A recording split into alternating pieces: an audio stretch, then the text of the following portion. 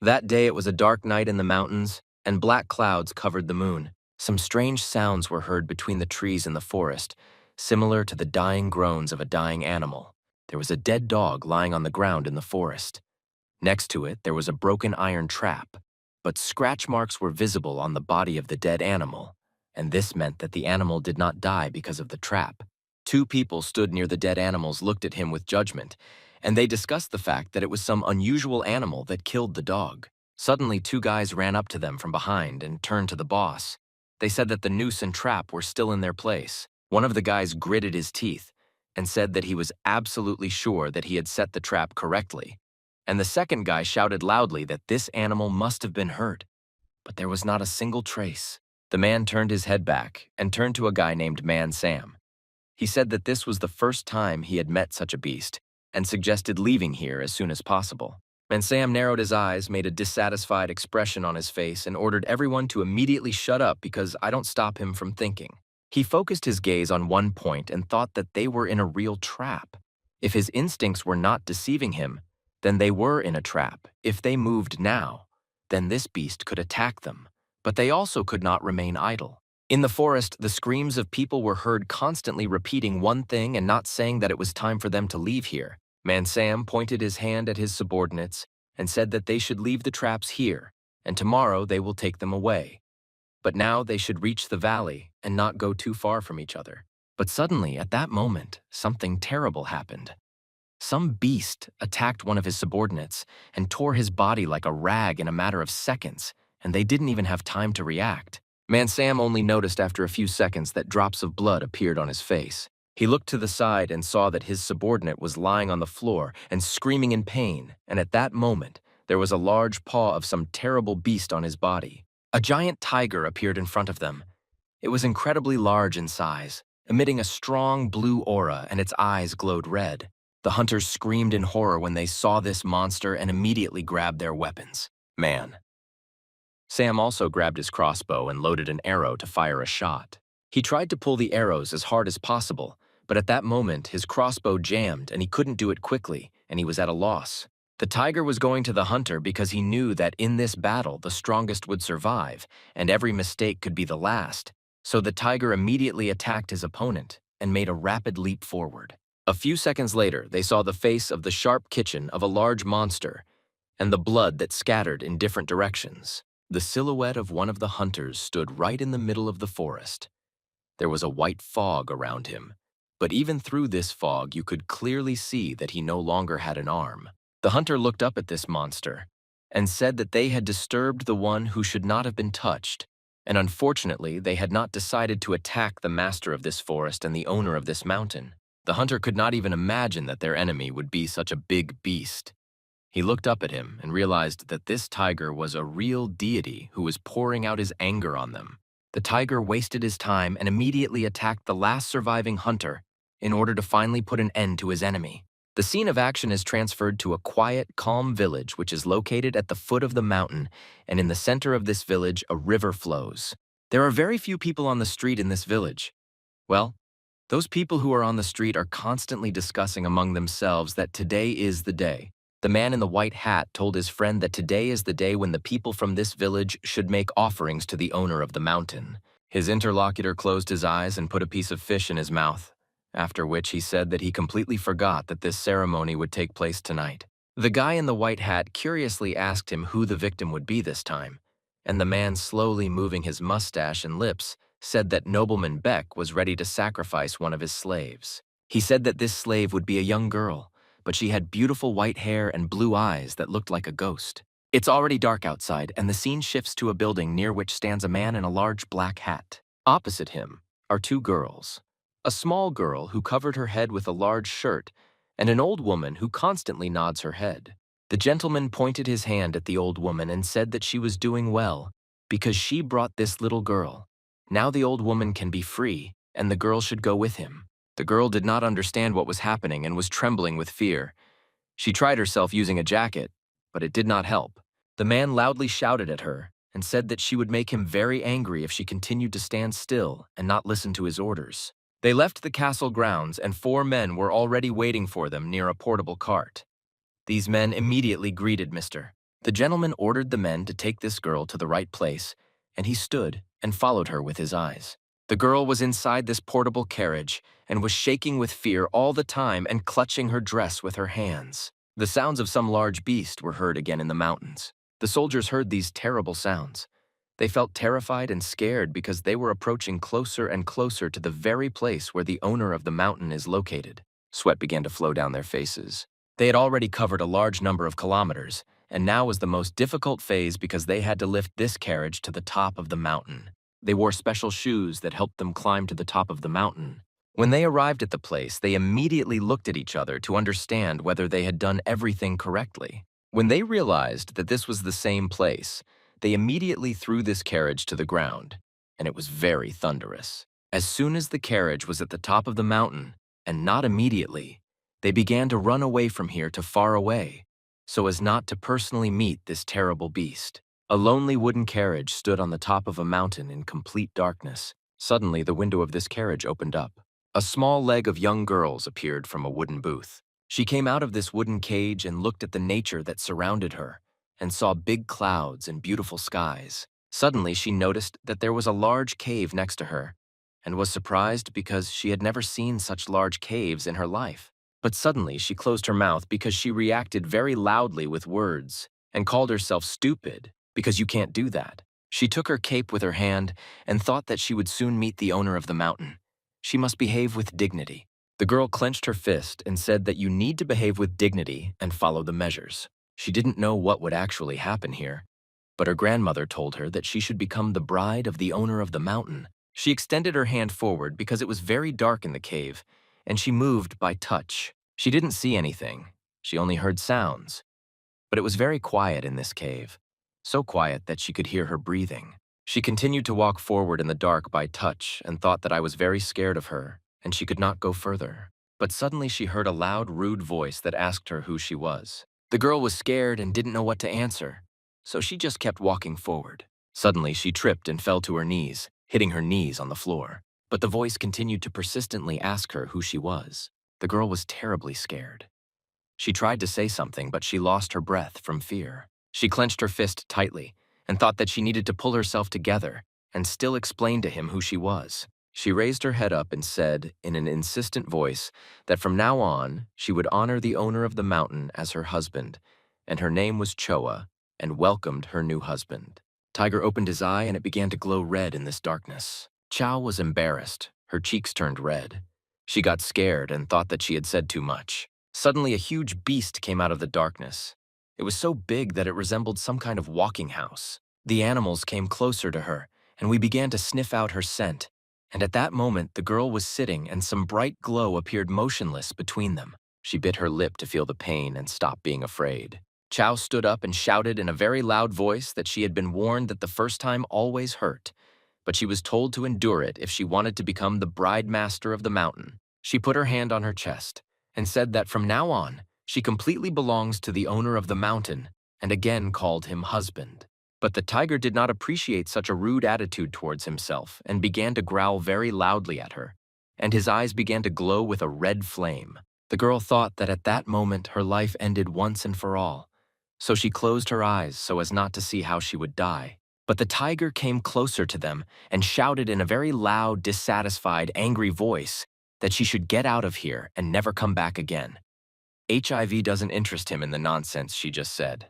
This girl was shocked by the big tiger's words and couldn't believe that he would react like that to his new wife. She insisted in bewilderment for several seconds, didn't even move. It seemed like she was just frozen. That's what she heard.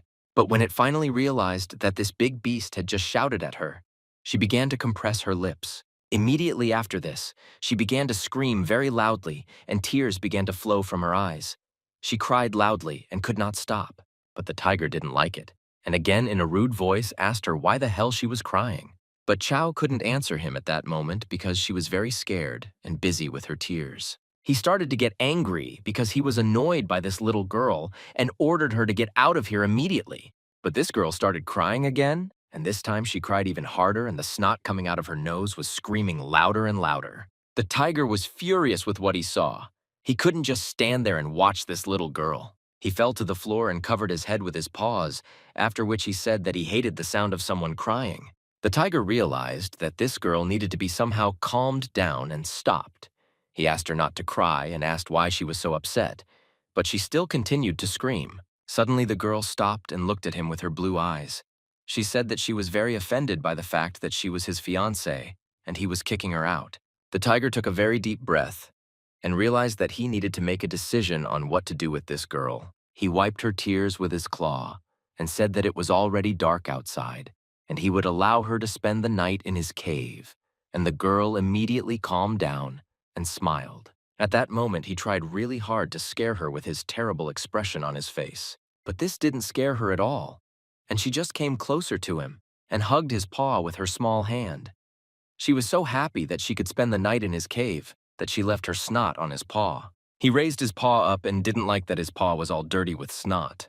The morning came and the sun was shining brightly in the sky. The first rays of the sun entered the cave and began to illuminate it. Chow lay on the tiger and slept. She hugged him with her small arms. Tag woke up a long time ago, but still didn't get up because he knew that a little girl was sleeping on him and didn't want to wake her up. He was lying there.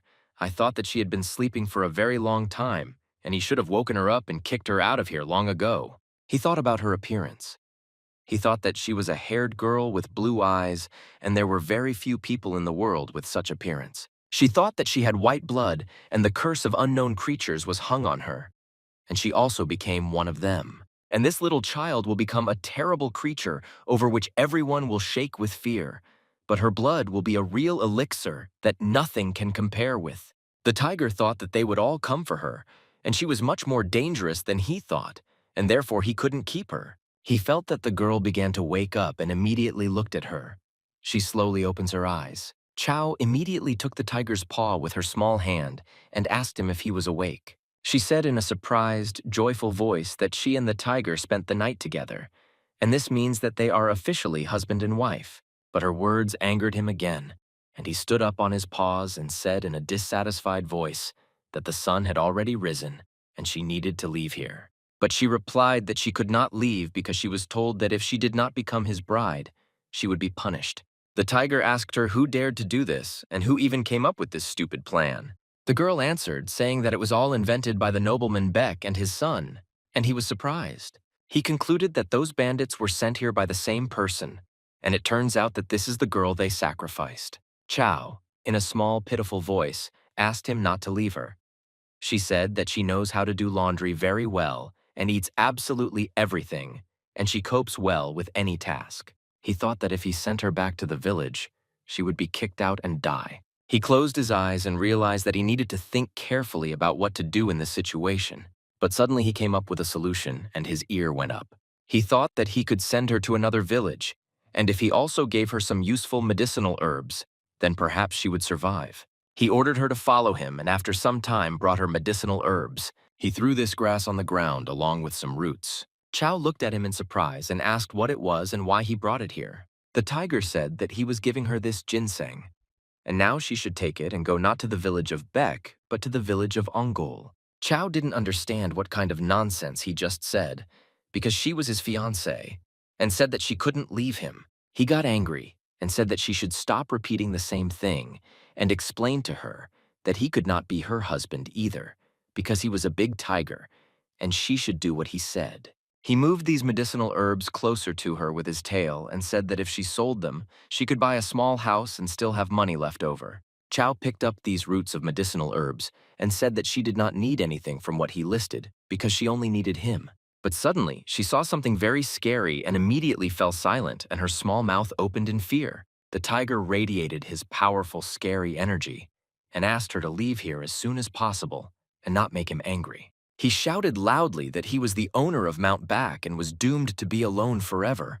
And after these words, he slowly went into the cave. But at that moment, she called him again and called him husband. He turned his head at her and with an angry look again ordered her to leave here. She told her husband in a trembling, frightened voice that she would not be able to go down, and she did not know where the village of Ongol was. He looked at her for a few seconds and thought about what he should do, and suddenly realized that he had nothing to do today, and he could help her. He bent down in front of the day and ordered her to sit astride him and said that she should do it right away because he wouldn't repeat it a second time. She put the roots and herbs into her cloak and tied it around her chest making a bag out of it. After that, she grabbed his eyebrow with her hand in order to climb on him. She started to climb on top of him, and we had to endure it because there was no other choice. At that moment, he was thinking only about one thing.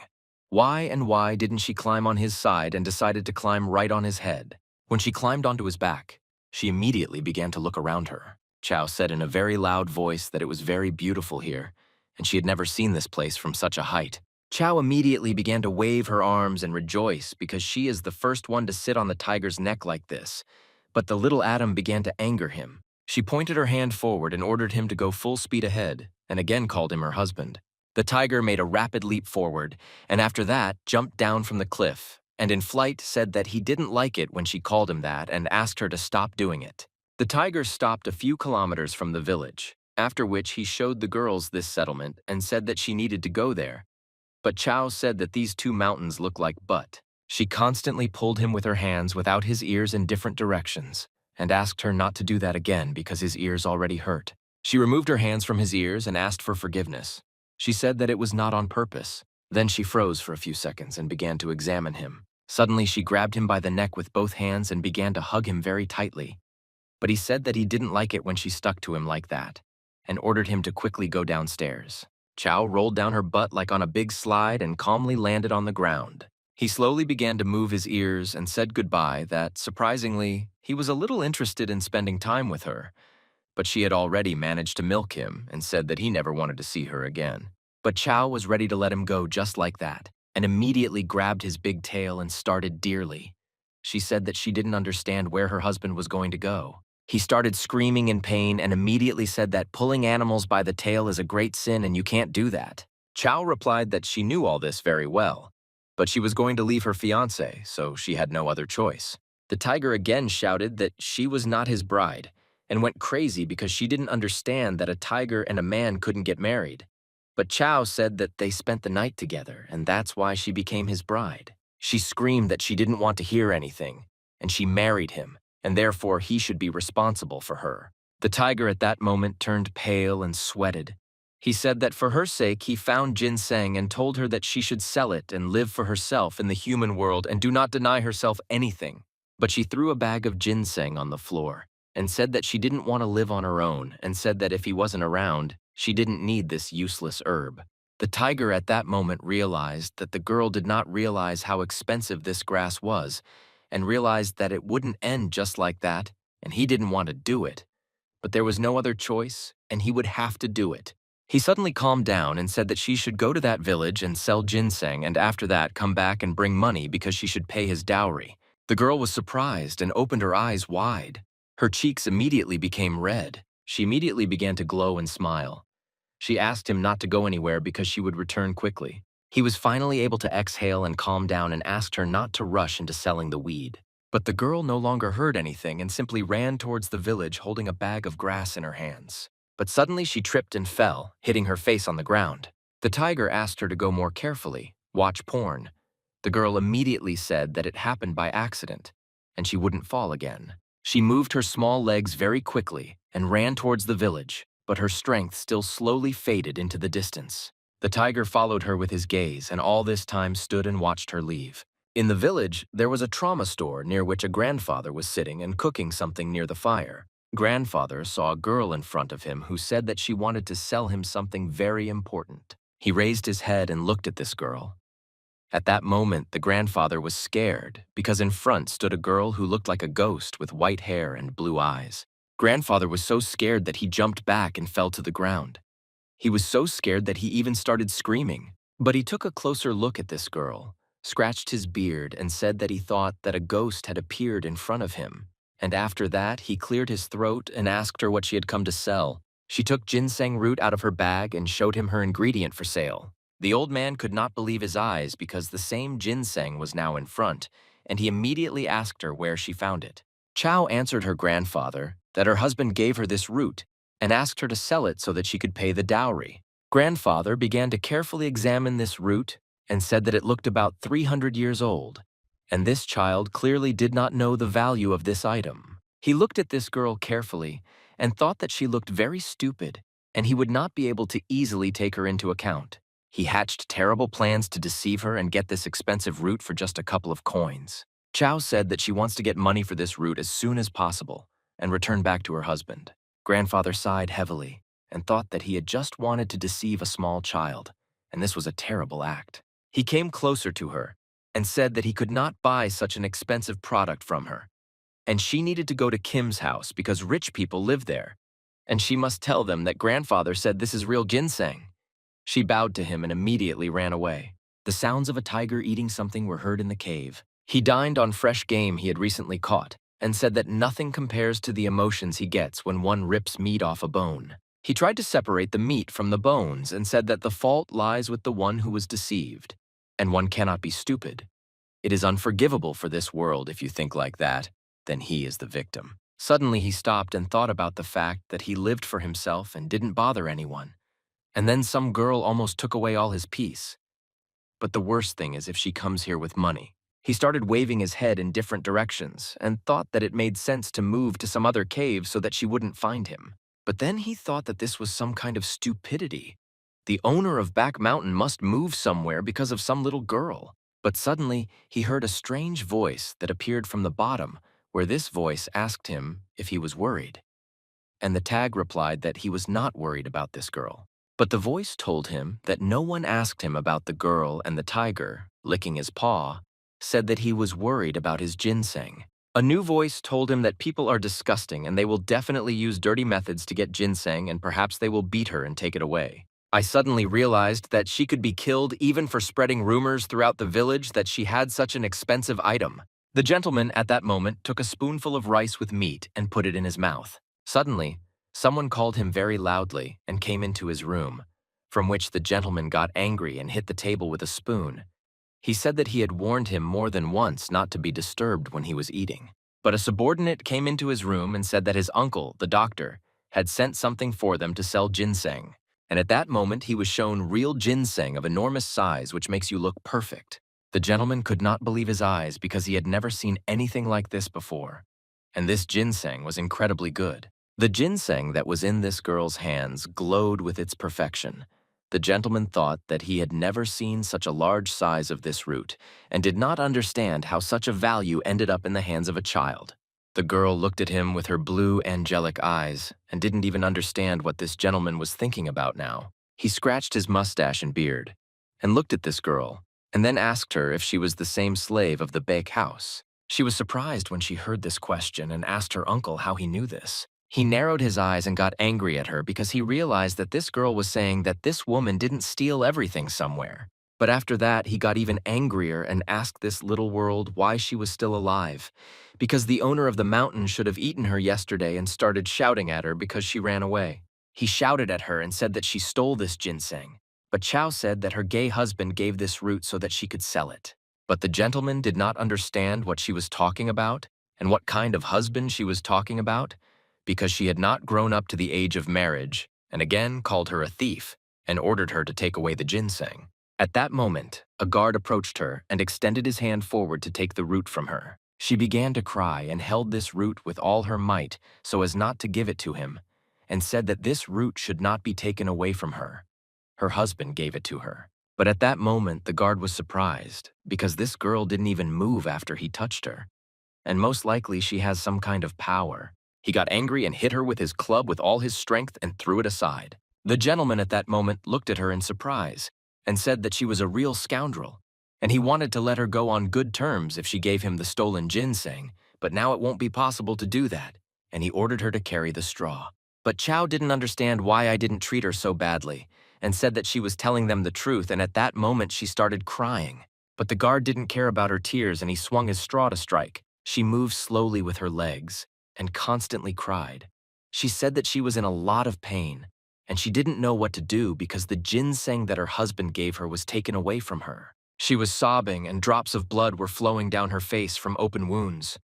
She was afraid that her husband would be offended by her because she had lost her roots. But when she came to the place where he was supposed to wait for her, he was not there, and she was surprised because he had disappeared somewhere. She didn't understand what was happening and why he wasn't in this place. She started turning her head around, trying to find him somewhere nearby, and screamed very loudly, trying to call him. She ran ran in the direction from which they had not come in order to catch up with him, and constantly talked about the fact that his wife Chow had already arrived. She quickly moved her legs and ran, but she lost her shoe. Because of this, it was difficult for her to move quickly. At some point, she stopped and felt danger. She felt scary, but she saw you approaching in the distance. At first, she thought it was her mouse, but when she looked closer, she realized that these were the shadows of some animals with red eyes that wanted to eat her. When they came out of the forest, it turned out that these were not animals, but some terrible creatures. Chow didn't understand what to do and just continued to stand still and look at them. And at that moment, the monsters immediately jumped on her and extended their hands forward to grab her and tear her apart. She saw their fingers approaching her and understood that they would kill her now, but she could not protect herself, so she was preparing for death. The monster opened his terrible big mouth with sharp teeth and looked at her with his terrible red eyes. He wanted to eat her, but suddenly this monster was torn into two halves with one blow. He appeared behind her, the same tiger and owner of the mountain, and in a rough, terrible voice, he said that not one empty soul like this monster has the right to touch her Vitya. She belongs to him. After that, he opened his mouth wide and began to growl very loudly, and this roar scared away all the monsters and made them fly back into the forest. Chow couldn't believe that he appeared at the very moment when she was needed most, and she felt much better, and she stopped being afraid. He looked at her face and saw that her whole face was covered in abrasions and bruises. He asked her who dared to do this to her, but the girl still didn't understand what was happening and just stood silently and looked at him. She raised her head up and looked at her big tiger husband. He asked her to immediately say who dared to hit her and raise his vile hand on this sweet angelic creature. She touched him with her small hand and grabbed him by the fur that was on his paw. She didn't say anything and just silently looked at him, and a tear flowed out of her eyes. She stood next to him, Nika, and at that moment he was thinking about how he would deal with these cruel people. In the evening, the master threw a bag of coins on the floor in front of the servant. The gentleman smiled and said that the guy did a good job and he managed to kick her out and take the ginseng. The servant smiled and said that the master need not worry because he put his guys on guard. If suddenly someone comes, he will not be able to enter the building. The gentleman was completely engrossed in the roots and said that the guy had done a good job and now he can go. The servant left the building with a bag of coins in his hand and said that with this money he could rest for several months, and decided that now he would go to a restaurant and have fun with some girls. But suddenly he saw some strange light in front of him and stopped to look at it carefully. But this color was very bright and, on the contrary, cracks began to appear on the building. Suddenly there was a very strong explosion, and he flew back after something incomprehensible exploded in front of him. The gates of the building along with the fence were destroyed after this explosion. He saw the silhouette of a girl standing in front of him. Her face was not visible because there was a white fog ahead. He said that no one has the right to enter the owner's building, much less break the gate. But in front of them stood this very girl whom the servant had kicked out a few hours ago, and they did not understand what she was doing here again. He got angry and called her a stupid girl, asked if she wasn't afraid to go back again, and said that she'd received few blows, and this time she definitely wanted to die. But suddenly, a huge tiger appeared behind her. It was the same owner of the mountain who said that it was definitely not her who would die here today. And after that, he began to growl. The guards turned pale with fear. They couldn't believe their eyes, because that same legendary beast was now standing in front of them. And when they saw it in person, they were ready to fall underground because it was the size of a house.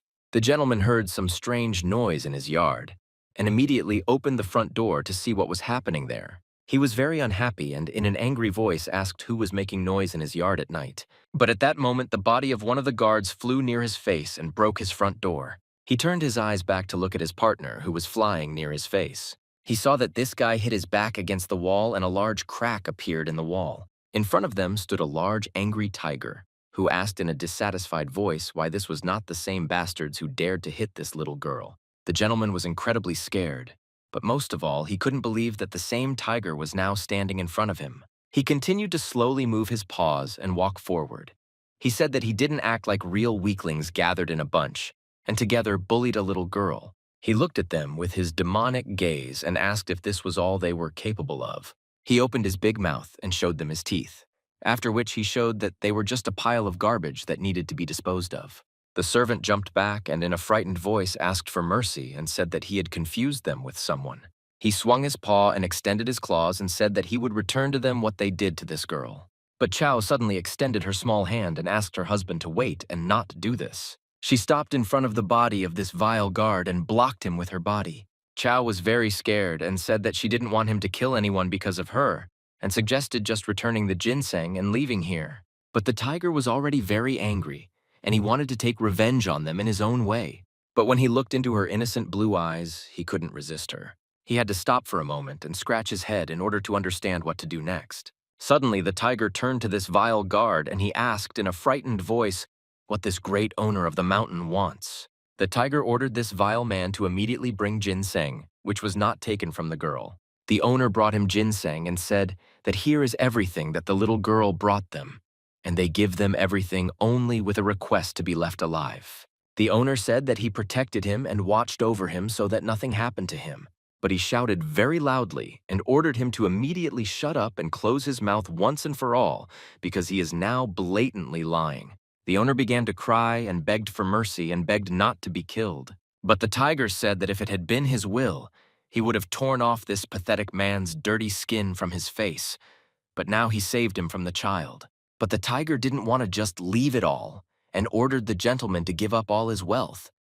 And if the gentleman lies to him, and there is at least one coin or one crumb left, he will soon regret it. He opened his mouth and said that if he deceives the tiger now, then in the future his life will be over. The owner began to shout in a frightened voice that he would immediately bring everything. He raised his head in fear and called all his servants to bring his wealth. And after that, they delivered all the wealth to Back Mountain. After these words, the tiger disappeared somewhere. He made a swift dash and disappeared like a ghost. The gentleman at that moment was completely pale. His blood all went to his heels from fear, and thus the ears to which she spoke were the tiger saying himself, Gong, the guardian of the mountain. The next day in the cave, you could hear some things being brought. The tiger lay on the ground and thought that he didn't understand how all this could happen to him. He looked at the cave and saw a bunch of unnecessary rubbish along with the animal, and all this turned his cozy nest into some kind of human den. Chow took the small berry in her fingers and told her husband that she had found a wild raspberry. She fed him this raspberry and tried to stuff it into his mouth and said that she wanted to know how it tasted to him. She smiled and laughed and said that Marina was very tasty and hoped that he liked it. He thought that he had brought her back, but nothing had changed at all and began to leave, but she did not understand where he was going to go. The tiger said that he was going to drink water, and Chow said that now she also really wants water and would start living after him. They walked slowly along the forest in search of a pond of water. She was sweating because they had been walking for a very long time and tugged at his paw with her hand, asking her husband how long he would have to walk. He led her to the very place where the water was and said that they had already arrived at that moment. She said that it was very beautiful here. A golden fish appeared from the water and said that she had not seen the guardian of the mountain for a long time, and said that when they arrived, her life immediately improved. Chow was delighted because she had never seen a talking fish, but this fish could also fly. The tiger asked the fish to give him something that he had left with her for a long time, and the fish asked if he really wanted to give it to his bride, but he asked her to stop talking about it. The fish immediately listened to his order and opened its mouth to pull out some object. The tiger looked at the girl and asked her to open the cow, but she did not understand why she should do this. Chow approached the box, opened it, and the box began to glow pink. He pulled out a pink hairpin from the box that sparkled very brightly and said that it was a very beautiful hairpin. The tiger came closer to her, bowed his head, and said that this hairpin was carved from a Persian tree that is more than 1,000 years old and has the ability to ward off evil spirits, so she should always carry it with her. Chow was moved when she heard this and asked him if he was ready to give the hairpin to her. He replied that he definitely wouldn't wear it, and therefore from now on this hairpin belongs to her. She became emotional when she heard this, and tears began to appear in her eyes. The tiger didn't understand what happened and asked her what happened again and why she was crying. Chow stood in front of him and held a hairpin in her hands. She said that this was the first time she was given something for nothing. He took this hairpin in his hand and began to examine it.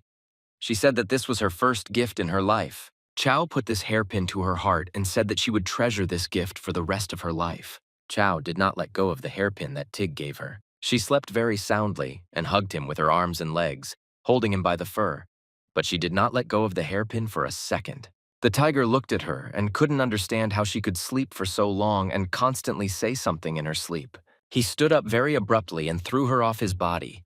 He didn't understand when he even managed to lie down next to him. Chow looked at him and began to yawn. She asked him when he managed to wake up, but she still wanted to sleep. He said that they were not going on a long journey, and she should get ready as soon as possible, and said that he would not explain to her where they were going because she still did not know this place. But she should take with her as many valuable things as possible. Chow took the bag in her hands and walked up to the chest with money and began to look at her jewelry. She looked carefully at the treasure and thought that she needed to take something, but she didn't know what exactly. The tiger heard a voice inside himself, and this voice said that this girl's destiny was to become his bride. But the tiger did not agree with this. I did not want to get involved in her fate. The tiger did not agree with this voice and said that a person should have a human destiny, and it is very different from him, because he is an animal. And besides, it is enough for him that the inner voice gets him. But the inner voice again said that before he didn't hate the word fate, but now he often uses this word, and the tiger replied that she remained as grumpy as she was despite the passing years. At that moment, she began to mock him jokes. The older you get, the more you start singing, and this angered him. The tiger began to get angry and growl and thought that this voice was already starting to infuriate him. But suddenly, Chow appeared in front of him and said that she had packed all her things and was ready to leave. He moved his paw very quietly and did not create any unnecessary noise. It was a black panther as large in size as the owner of the Tiger Mountain, but this panther had a scar on his left eye. This scar was from the claws of some large monster, but despite this scar, the panther still had an eye. Walking next to this panther was a tall girl in black clothes and a red shirt. They entered the cave and were surprised when they saw that there was no one here, and the panther asked the girl if they had really come to the very place she was talking about. The girl replied that this was exactly the place where they were supposed to get to the panther, and asked why the owner of Mount Sang was not here, Guna. The panther suggested that he could just run away because he was afraid of them, but then he thought it was very strange. The girl said that if this is not so, then why is he not in his own mind, and where could he go in this case? The panther was happy with this option, and he was happy when he heard all this, and began to say that the cowardly tiger just got scared and was cleaning up, and the girl asked the panther if he wanted to go back and forth. But he, like a little kitten, began to play on a big stone and said that he likes it here and wants to stay here and wait for this tiger to come here someday. And here it's at least warm and cozy. The panther continued to play and said that he wanted to look at the face of this tiger when he saw you here. But the girl asked this panther not to laugh in such a stupid voice. An old man and a child walked along a mountain path and headed to the other side of the mountain. There was a very strong wind that made the trees sway from side to side, but suddenly, a huge tiger appeared on the ramp in front of them. The old man and the child stopped and looked at him in surprise. The old man pushed the child back with his hand and asked him not to move until the tiger left. The tiger looked at this old man with his hunter's gaze and froze for a moment. The grandfather understood that he would hurt the child if a dangerous moment occurred. He would fight this monster. But suddenly, he looked at the head of this tiger and saw a little girl sitting astride him. Grandfather was very surprised when he saw this girl on the neck of this big tiger. He didn't understand what was happening here. But Chow was not taken aback when she saw their frightened faces and greeted the grandfather and the child who was next to him. The child looked at this girl with white hair and waved his hand at her in greeting.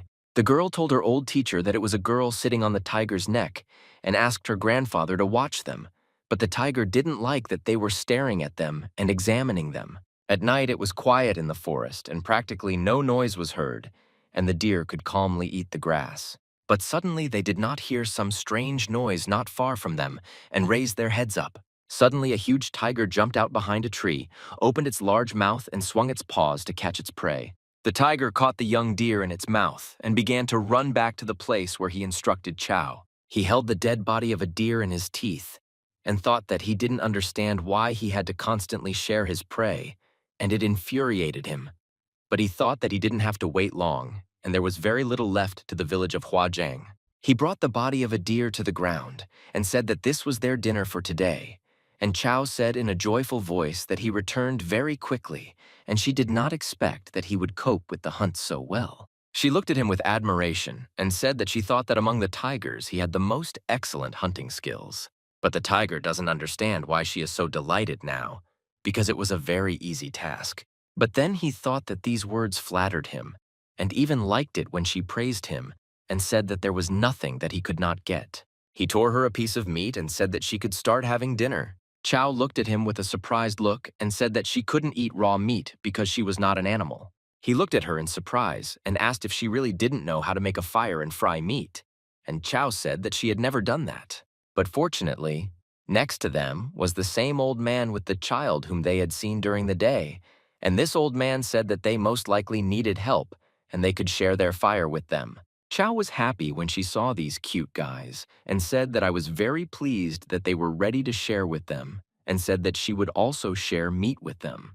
The tiger at that moment was lying not far from them and was cutting up the carcass of a dead deer from a thunderstorm, pieces of meat from its flesh. He carefully watched these people and thought that she just needed to bring fire here, but for some reason she had been next to these people for a very long time. He saw that the boy, the man, never leaves his face with a smile, and these little people always amuse him. He didn't understand what these two were talking about, but it was clear from their faces that they liked being around each other. A piece of meat was roasting on the fire, and the smell of this meat spread throughout the forest. Chow hasn't eaten normally tasty food for a very long time, so when she looked at this piece of meat, her drool began to flow out. The tiger used its claws to pick out meat from its fangs and asked the girl what they had been talking about for so long. Chow said that that boy was the same age as her, and that's why they decided to be friends, and his name is Bichong. He asked her in a surprised voice if his name was Bichong. But she had no time for that anymore because her stomach was grumbling very much from hunger. And he said that she was very hungry. Chow felt awkward, and she said that if he was also hungry, then she could share with him. He didn't understand why she was saying this. She was very hungry herself, and he heard a whale that was in her stomach. But she got angry and said that her living thing did not look like a whale, and that this whale was in the stomach of the shooting range. He started licking her paw and said that hunger went straight to her head, and there was nothing shameful here. She started to get angry again, even angrier, and said that he was wrong and this is not how it all works at all. But the tiger answered her that he was not deaf.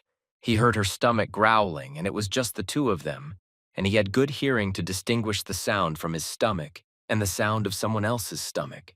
But at that moment she began to get angry, and her cheeks turned red. She took this large piece of meat by the bone and lifted it up, thereby removing it from under the fire. She began to offend the side of the forest and said that he was a real fool and did not understand anything at all.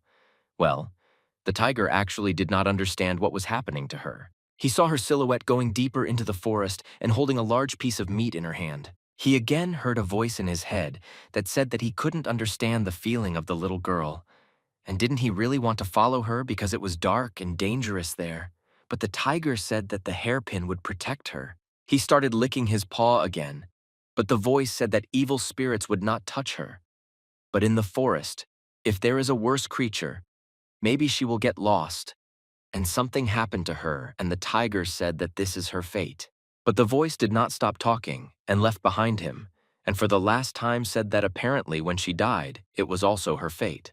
But the tiger did not understand why this voice inside him cared so much about this little girl. But the voice answered that the tiger cannot be honest with himself. Suddenly, the same old man appeared from the forest, and this time his face was seriously upset, and there was a katana in his hand. The tiger stood up and looked at this old man in surprise. He did not understand what this grandfather wanted from him. The old man replied that he came to the Conryun Mountains, and the old man saw a ghost who was next to the tiger. The historian explained that the ghost who was previously a man but was killed by the tiger and does not leave him, bewitches other people and leads them to the tiger. He looked at this old man and thought that the mountain he was talking about was the place where people were very sensitive to the topic of ghosts. Next to the body of the tiger, there were girls who emitted black-purple pulses of energy similar to fog or smoke. The old man put his katana forward and said that he puts the honor of the warrior. Conryun, I promise to cut his throat out. The tiger slowly began to approach him and told his spirit Hwarang that this all happened because of her, and now she must cope on her own. The old man saw that he was leaving him and leaving the battlefield, but the spirit of this girl still remained flying in the air in front. She touched her green medallion, which was on her neck, with her hand, and said that she would be the one to go through it in this battle. From this small medallion, she began to pull out her sword in order to fight this old man. Every second this month became larger and larger, and it was unclear how she could pull out such a large object from such a small medallion. The old man was shocked when he saw what the girl was doing. He saw her necklace and thought that absolutely everything could be put there, regardless of size. The girl stood in front of him and looked very dangerous. She could control her medallions, but most importantly, she could control this big tiger. The old man said that before the battle begins, he wants to ask her something and find out what it is. She looked at him silently and thought whether to answer this question or just ignore him. But she still decided to answer and said that people who learn martial arts become too self-confident. And once he pulled out a dream, the conversations are over. She angered the old man because he didn't think that the ghost standing in front of him could speak so impudently. The old man immediately used his dragon art technique and split into 3 halves, trying to attack her from different sides. He was approaching her closer and closer, and his sword was almost near her head. But she suddenly turned her gaze to the side and lunged sharply to the right side. With this lunge, she was able to block his sword strike with her sword. He couldn't believe his eyes because this ghost was able to repel his dragon technique, and few people managed to do this. She asked him how he could treat a girl so rudely. But nevertheless, since he had already done it, she should pay him with a worthy blow. She immediately decided to counterattack her opponent and made a rapid dash forward. The old man was shocked when he saw this and did not understand what to do. He thought that he would kill her with the first attack. She delivered a powerful blow with her sword and attacked the old man. He was barely able to parry the blow and jump back. He raised his hand up, and in this hand he held a sword. His hand shook after this blow. She immediately struck again with another blow from above. The old man saw the sword approaching his face. It seemed to him that at that moment he could not cope, but still he was able to deflect this blow and block it with his katana. He saw how her blades and swords were approaching his face, and thought that just a little more, and he would definitely die. He had no other choice, and he used the art of the dragon to evade this blow and divided his body into several parts. She asked him where he was constantly running away and why he didn't want to fight like a real warrior. But the old man at that moment tried to get around her and strike from behind. But she understood his tactics and did not allow him to do this, so she swung her sword and threw him aside. The boy got scared when he saw this, and in a very loud, frightened voice shouted to the teacher that he should be more careful. The old man stuck his sword into the ground and leaned on it. He thought that this was impossible, and now he was losing to an ordinary ghost, and he could never believe that this happens in real life. He raised his head and looked up at her. He hoped that this ghost would calm down and stop attacking him. But when he saw her, he realized that she was swinging her weapon in order to deliver the final blow. And at that moment, he thought that she might not be a ghost at all. Chow, at that moment, was sitting somewhere in the forest, hiding everyone, and finishing a piece of meat that she fried over a fire and took with her. The tiger approached her and asked her if she liked the meat and whether it was delicious to cook. She turned her head at him and, chewing the meat, looked dissatisfied with her eyes so that he would understand that he was behaving incorrectly. He began to worry about her and said that it was very cold here and it was better for him to go closer to the fire so that she would not freeze. But nevertheless, he was very surprised because her appetite was no worse than his. She pressed her lips with displeasure, and it was clear from her face that she didn't like something. She turned her head away from him and showed with all her appearance that she was very offended. The tiger had not communicated with little girls for a long time. I did not understand what her behavior meant, but he was not going to play with her, go out of childish games, and said that everything was clear to him. And since she was behaving like this, she could move on her own and live a happy life. But he was not very pleased with all this, and he would quickly forget about her. But the girl was not ready for him to behave like that and looked at him in surprise because she understood that I couldn't let him go. She ran after him and asked him to stop and go with her, and not leave her in this forest. He continued to walk forward. He looked at her and thought that everything always happens like this, because she's just an ordinary child. But suddenly he stopped and turned pale. He felt something very strange in his back paw. At that moment, Chow accidentally bumped her head into his paw and became very painful. She held the skid with her hand and said that she was in a lot of pain and perhaps she had broken her nose, and then asked why she became. The tiger asked her to be as quiet as possible and not do anything, and he began to slowly walk forward. He stepped forward and in a quiet, calm voice ordered the creature that was hiding from them to come out. Well, in front of them there was just grass. Apparently there was no one, and it was unclear who the tiger was communicating with. The girl was very scared because she didn't understand what kind of monster he saw there and hid behind his back so that it wouldn't be so scary. Neza, some voice told the tiger that he didn't want to talk much and ordered him to put the girl and walk as far as possible.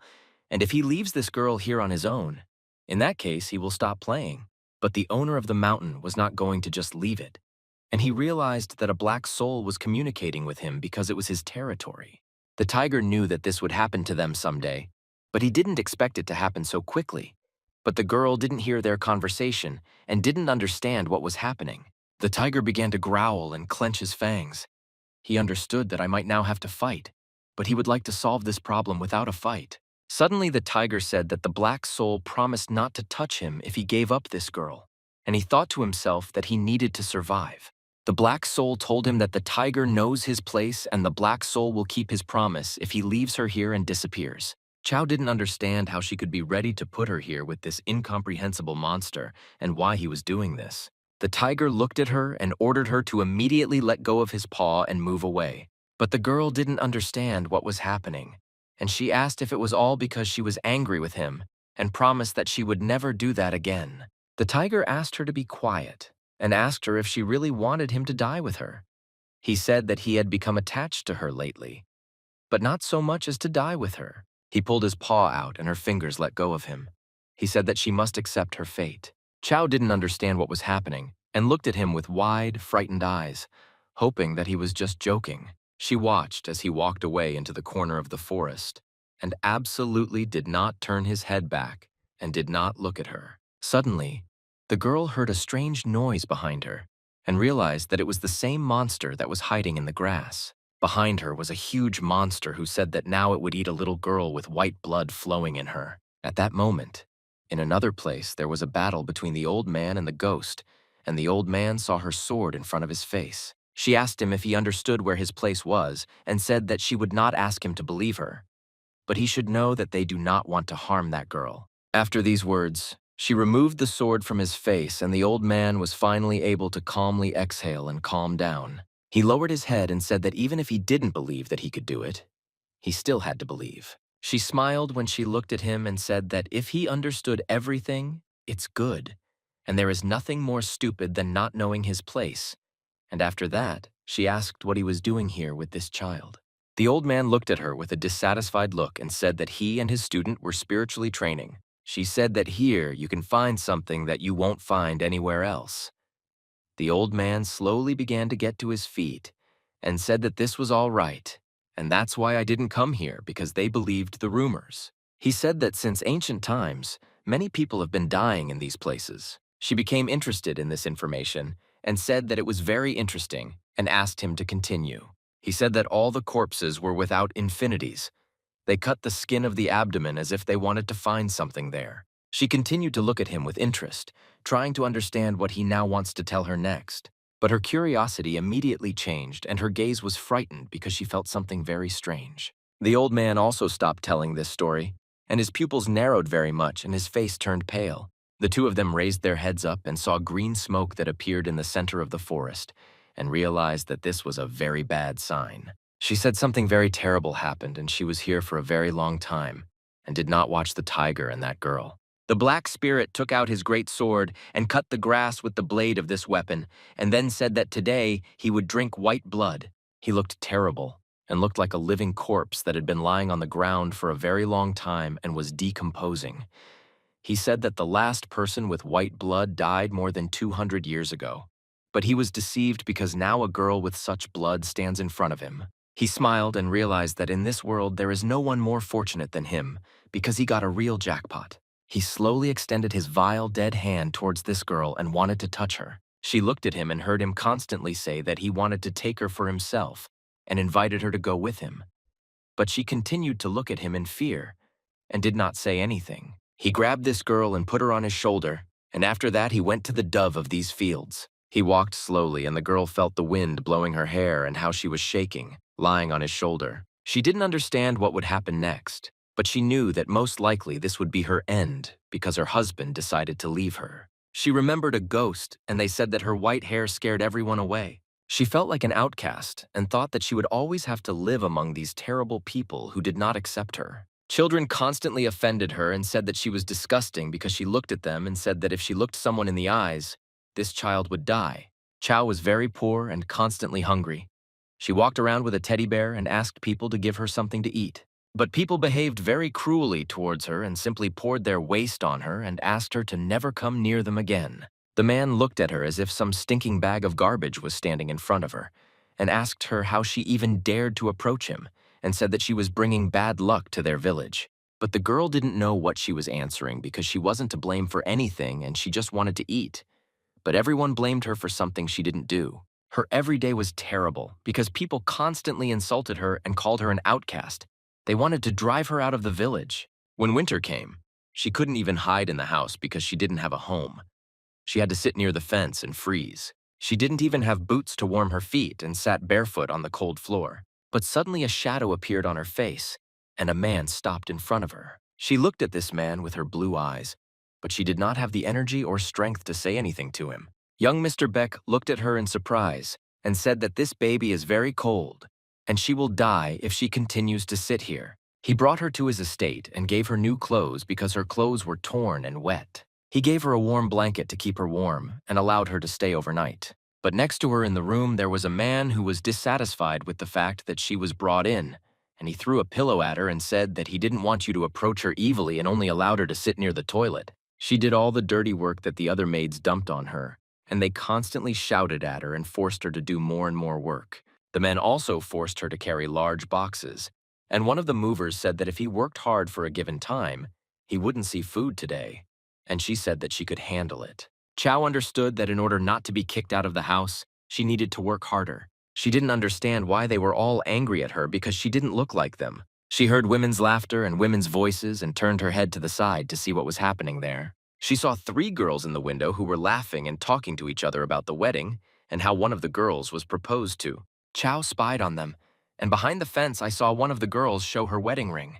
She was very interested in watching them and thought that this was a very beautiful ring. But the guy who forced her to work saw that she was resting and spying on other people and ordered her to immediately return to work. When night came, she went outside and sat on top of the fence. She thought about family, marriage, love, and looked at the sky and thought that you are a star.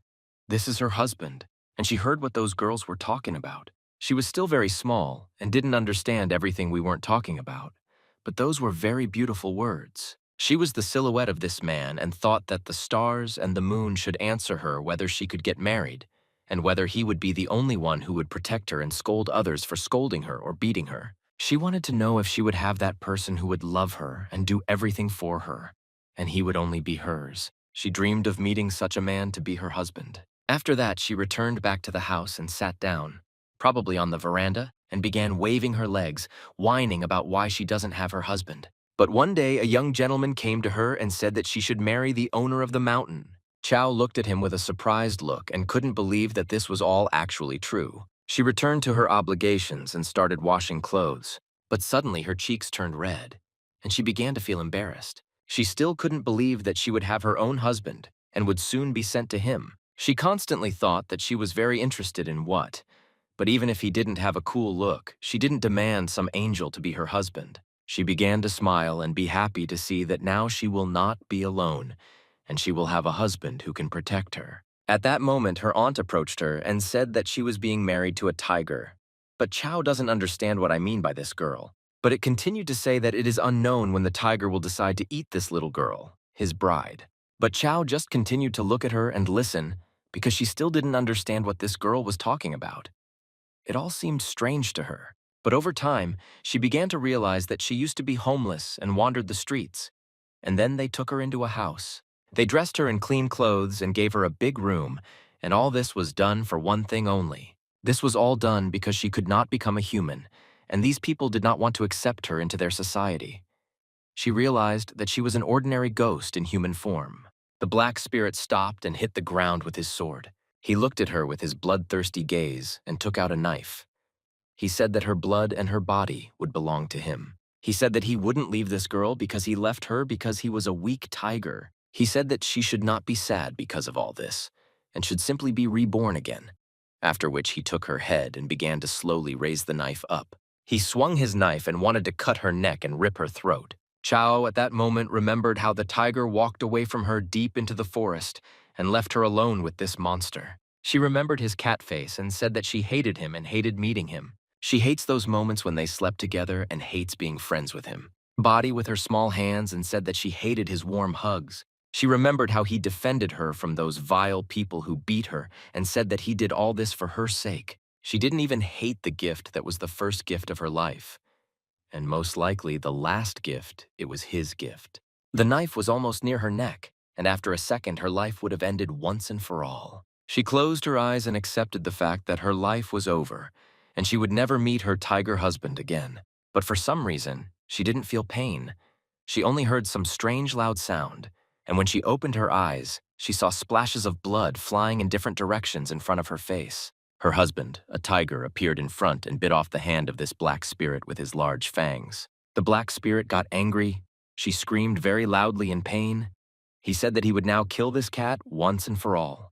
The tiger continued to hold the hand of this black spirit in his hands. She looked at him and couldn't believe that he still returned the price and didn't leave her to die with this monster. Suddenly, a woman's hand appeared in the void and approached the girl. Chao saw the ghost of this girl in front of her and didn't understand what was happening.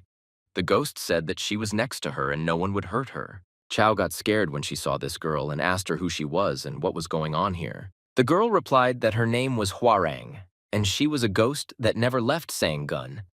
But Chao didn't understand why I didn't come back. After all, her husband doesn't hate her. But Hwarang replied that it was a ghost.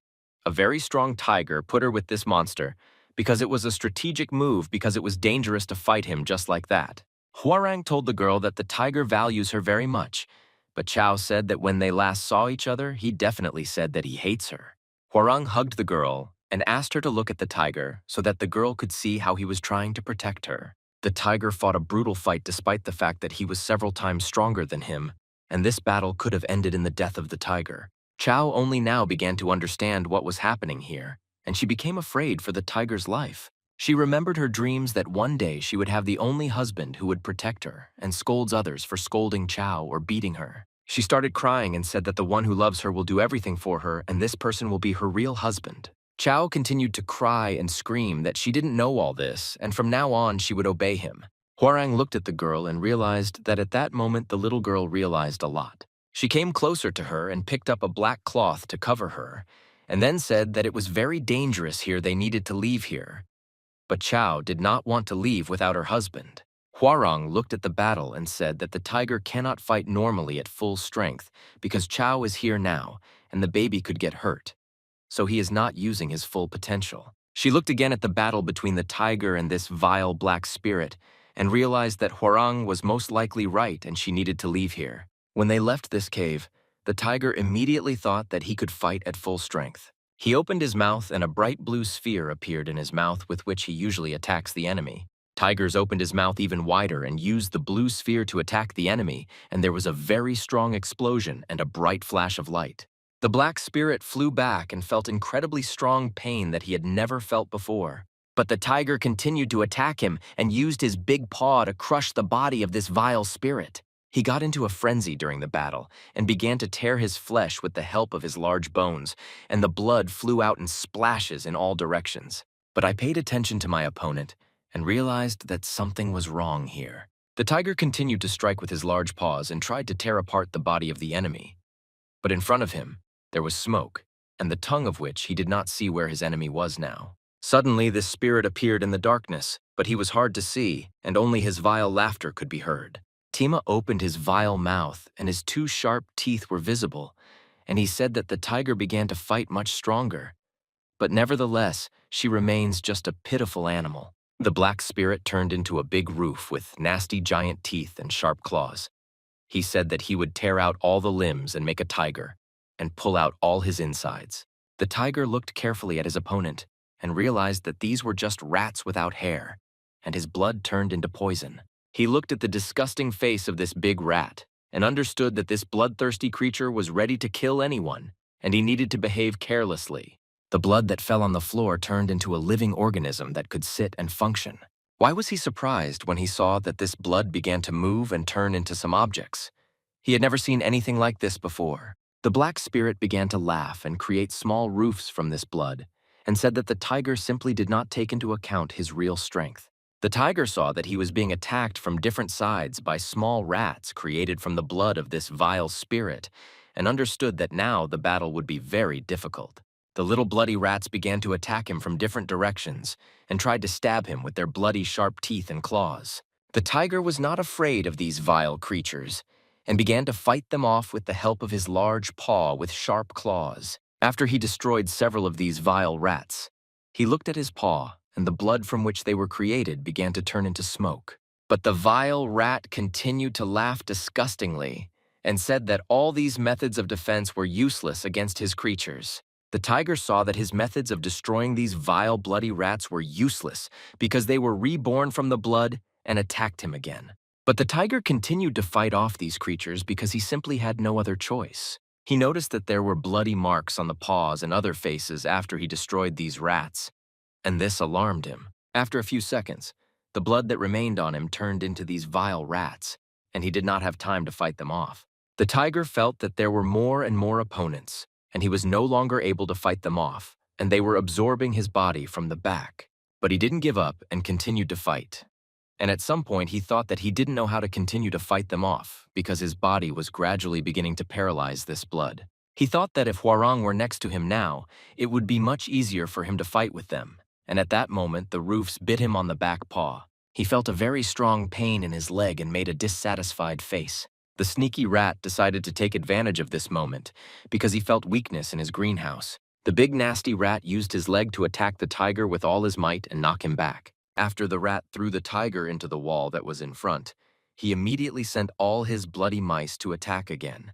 He ordered his bloody roofs to attack him from all sides and kill him slowly and painfully. Tiger used his red vision, but even that didn't help him get out of this rat trap. After that, he started screaming very loudly and again used the blue sphere in his mouth, and all the crooked roofs scattered in different directions. He was wounded and very tired after using this spell, and he had very little strength left. But he knew that he needed to hold out a little longer. The rat stood in front of him and radiated its strong energy. He still had a lot of strength to fight, and he said that the tiger surprised him and fought very bravely. But the tiger didn't answer him. He just stood in front of him, bleeding. It seemed that a little more he would fall from powerlessness. The big rat decided to take advantage of this moment and put out his kochi to deliver the final blow and kill this tiger forever. But the tiger looked up at him and said that this dirty rat talks a lot, but talking won't help her.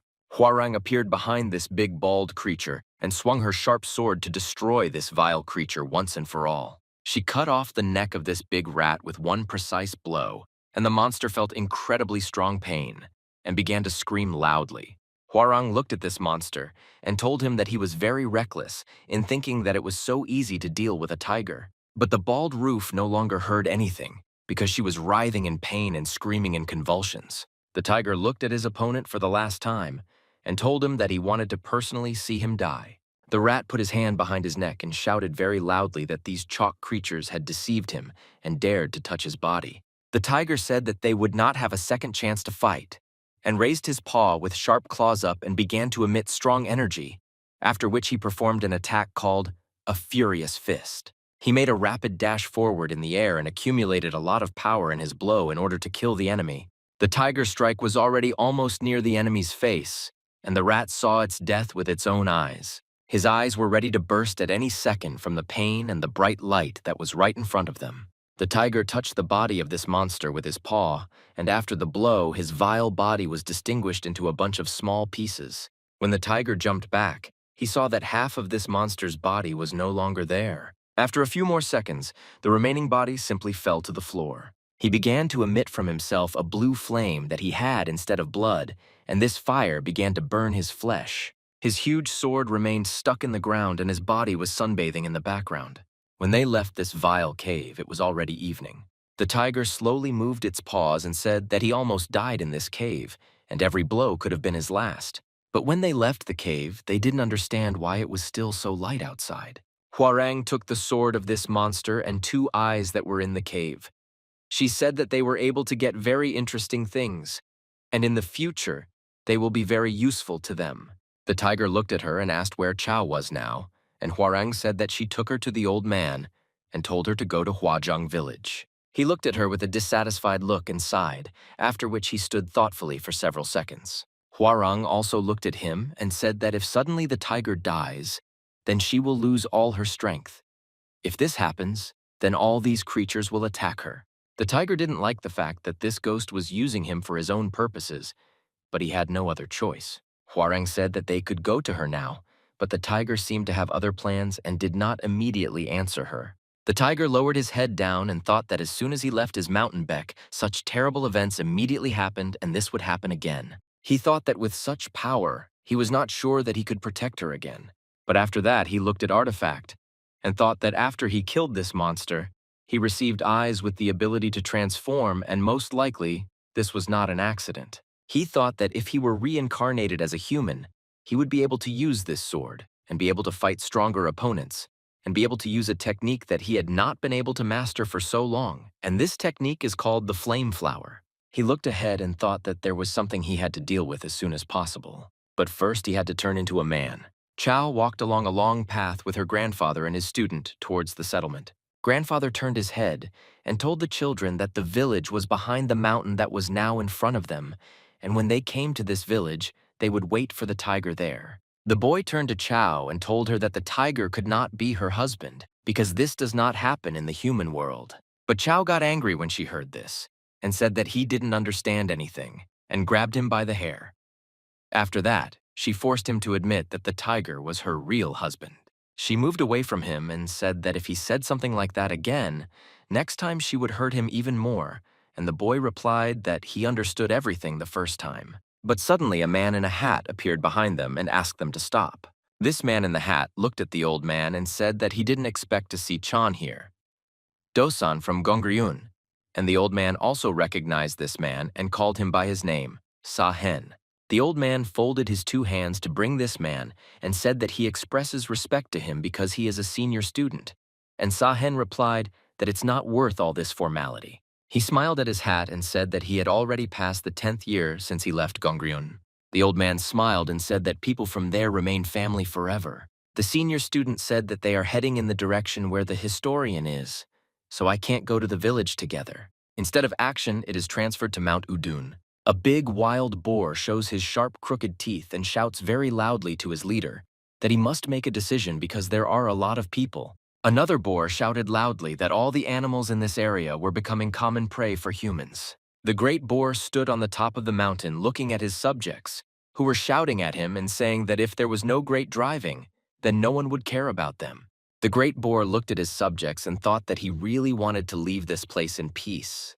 But there was no one who could protect these helpless ones. He thought that it would be too selfish to abandon them. At that moment, an eagle suddenly flew to him, and ours whispered in his ear some information that only the leader heard. After he heard the information from the eagle, he stepped on his eyebrows and thought about something and ordered everyone to step aside. Suddenly, a tiger appeared in front of him and stepped very loudly on the ground with his massive paw. The tiger and the boar stood opposite each other, and there was tension between them, because no one understood why the tiger came here. Back Mountain said that they had not seen each other for a very long time and finally met again after 30 years. The boar looked at the tiger and said that he hardly came here to see the past, and asked what happened to him because he doesn't come to visit. The tiger asked the leader why he decided to try nostalgia. I try it temporarily because the tiger always came to find the flower of flame. The boar looked at the tiger with a dissatisfied look and thought that the flower that he wanted to get was a medicinal herb that was of great value, and the boar said that he had this flower. The tiger was surprised that the boar admitted that he had this flower. The boar said that he can give this flower to the tiger, but the tiger must do him a favor. But if you are refused, then he cannot even take a small stone from this mountain.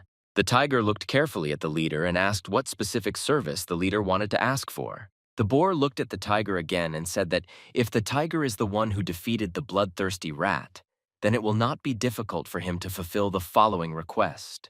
The tiger asked the boar to come closer to the matter and explain what exactly his request was. The leader smiled and said that this request was absolutely simple. In order to fulfill it, the tiger just needed to follow the leader's son and help him. He climbed onto the topmost stone and looked down. A large herd of wild boars ran very quickly heading down the mountain.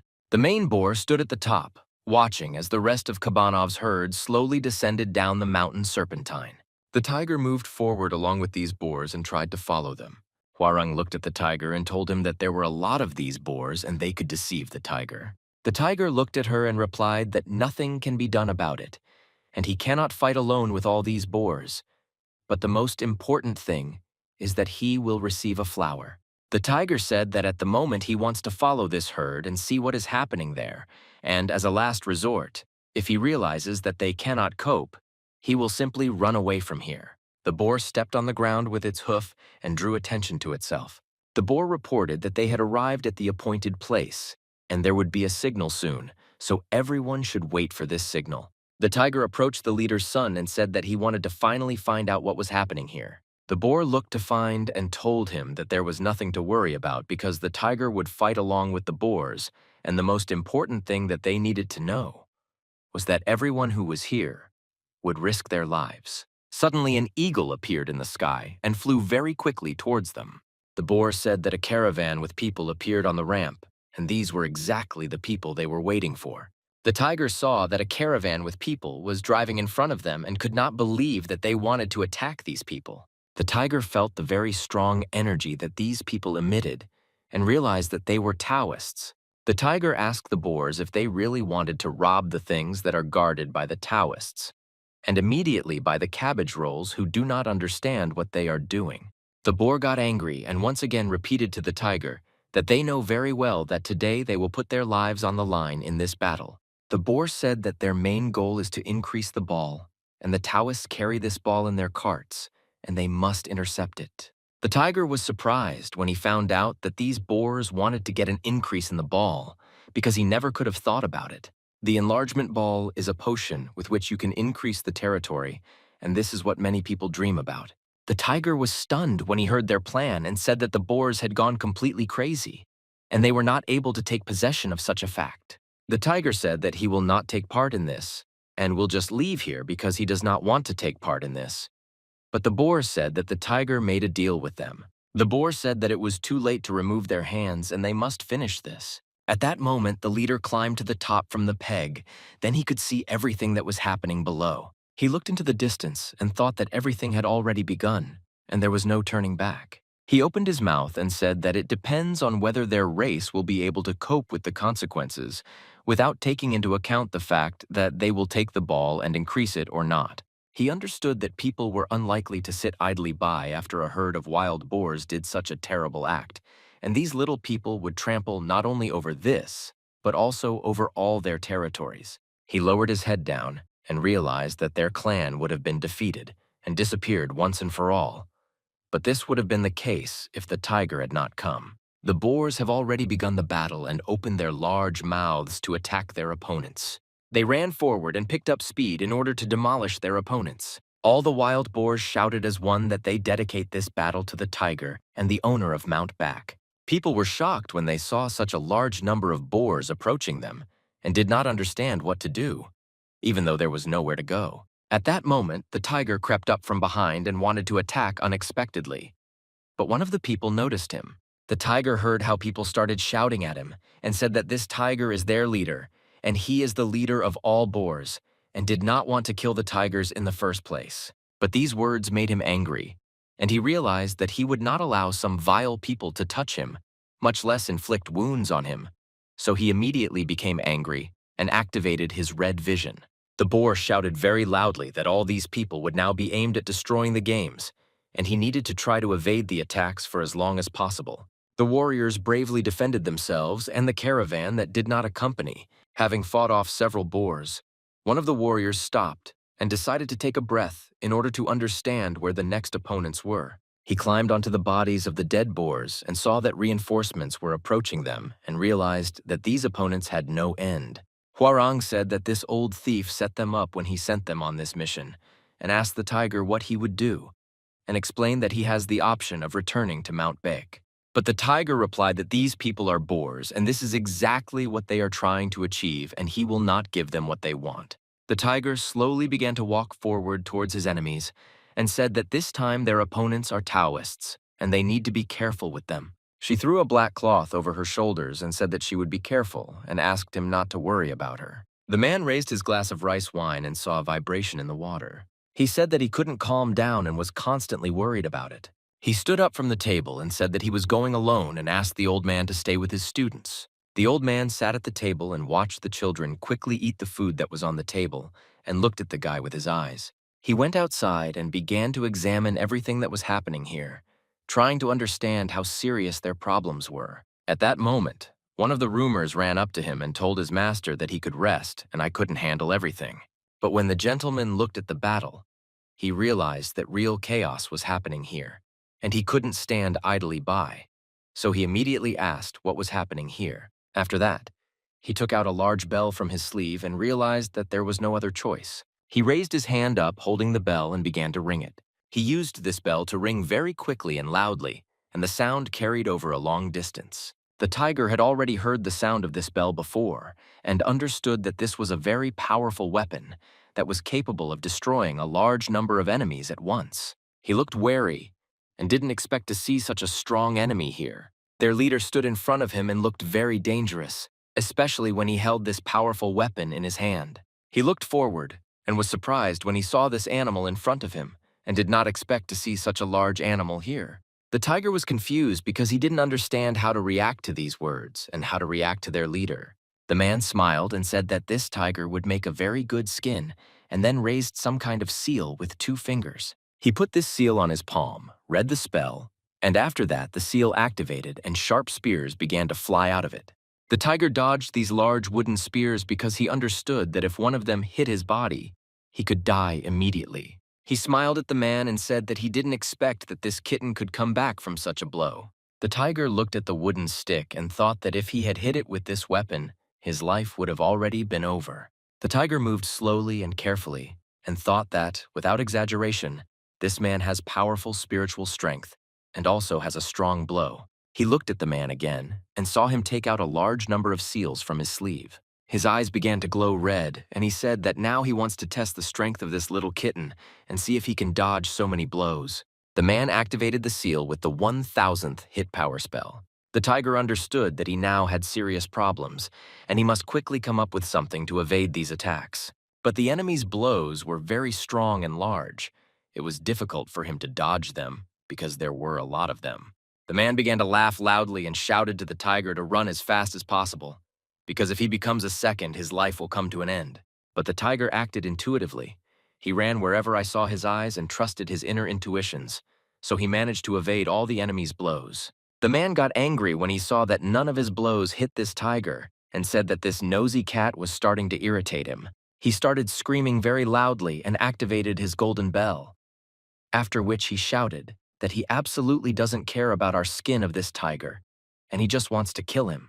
Suddenly, large wooden copies began to appear from the ground, and their sharp blades pointed at the tiger. He understood that these wooden spears were beginning to squeeze him into a large cage, from which he was unlikely to be able to get out.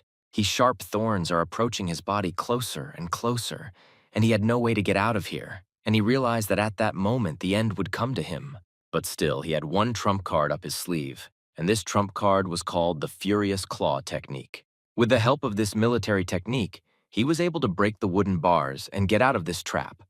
But the explosion that he created with the help of his energy attracted the attention of all opponents. The soldiers stopped the battle for a moment to see what had just happened next to them. The boars also moved back a little to watch the explosion that occurred not far from them.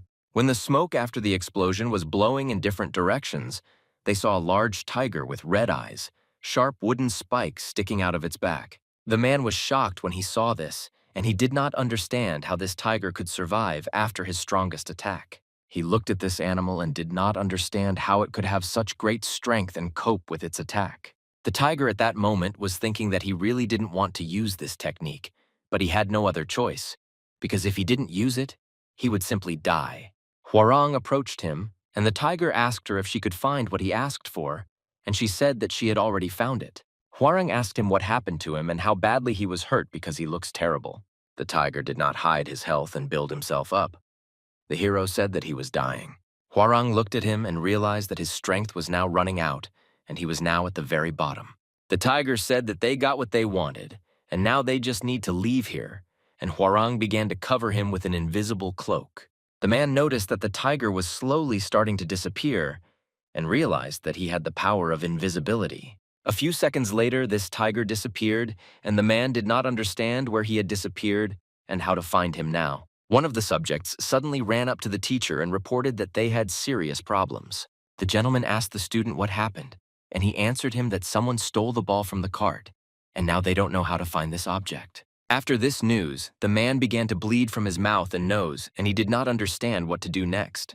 The student asked the teacher what was happening to him, but the teacher replied that there was no need to worry about him, because he had just suddenly become weak. At that moment, he was thinking that if he actually lost the ball, he would be expelled from the community once and for all. He remembered that woman who was near Who's, and thought that she used the power of invisibility, and thanks to her, they could not steal this ball. He looked at his servant and shouted loudly that they must immediately find the thieves to find the person who took this ball. But the servant replied that there were only 3 of them left, and they could not cope alone. He started screaming very loudly and calling him cabbage rolls. He said that they saw how weak this tiger was and could finish him off. He ordered to immediately catch this tiger to death and then kill him. Chow was spying on these people from the carriage and suddenly realized that they were now talking about her husband, but she did not understand what happened here. It was late evening in the mountains, and there was a lot of fog.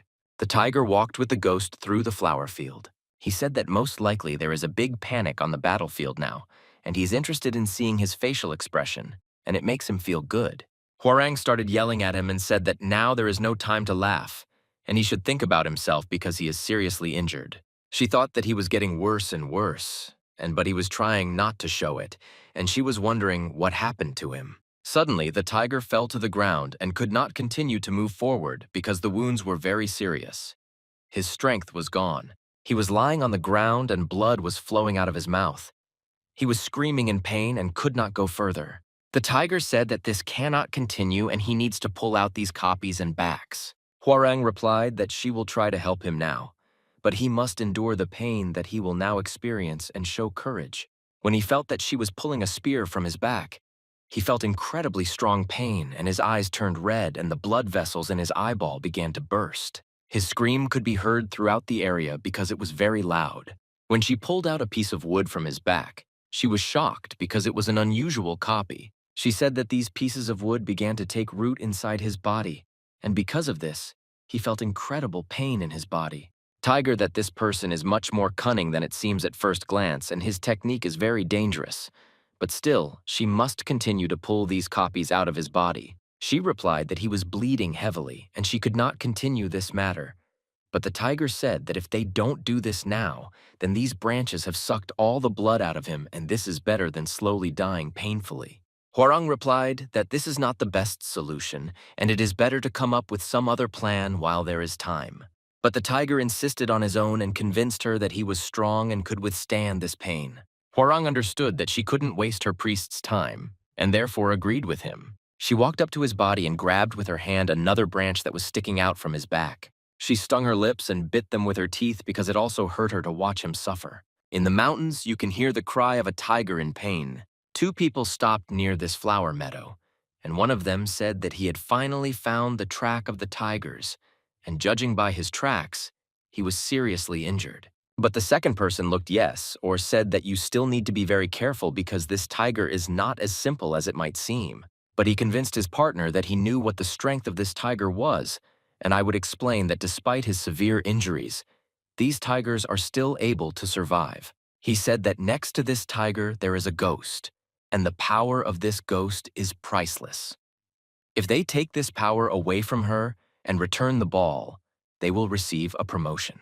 At this moment, Hwarang continued to pull out the large and sharp logs of that tiger's body and threw them on the floor.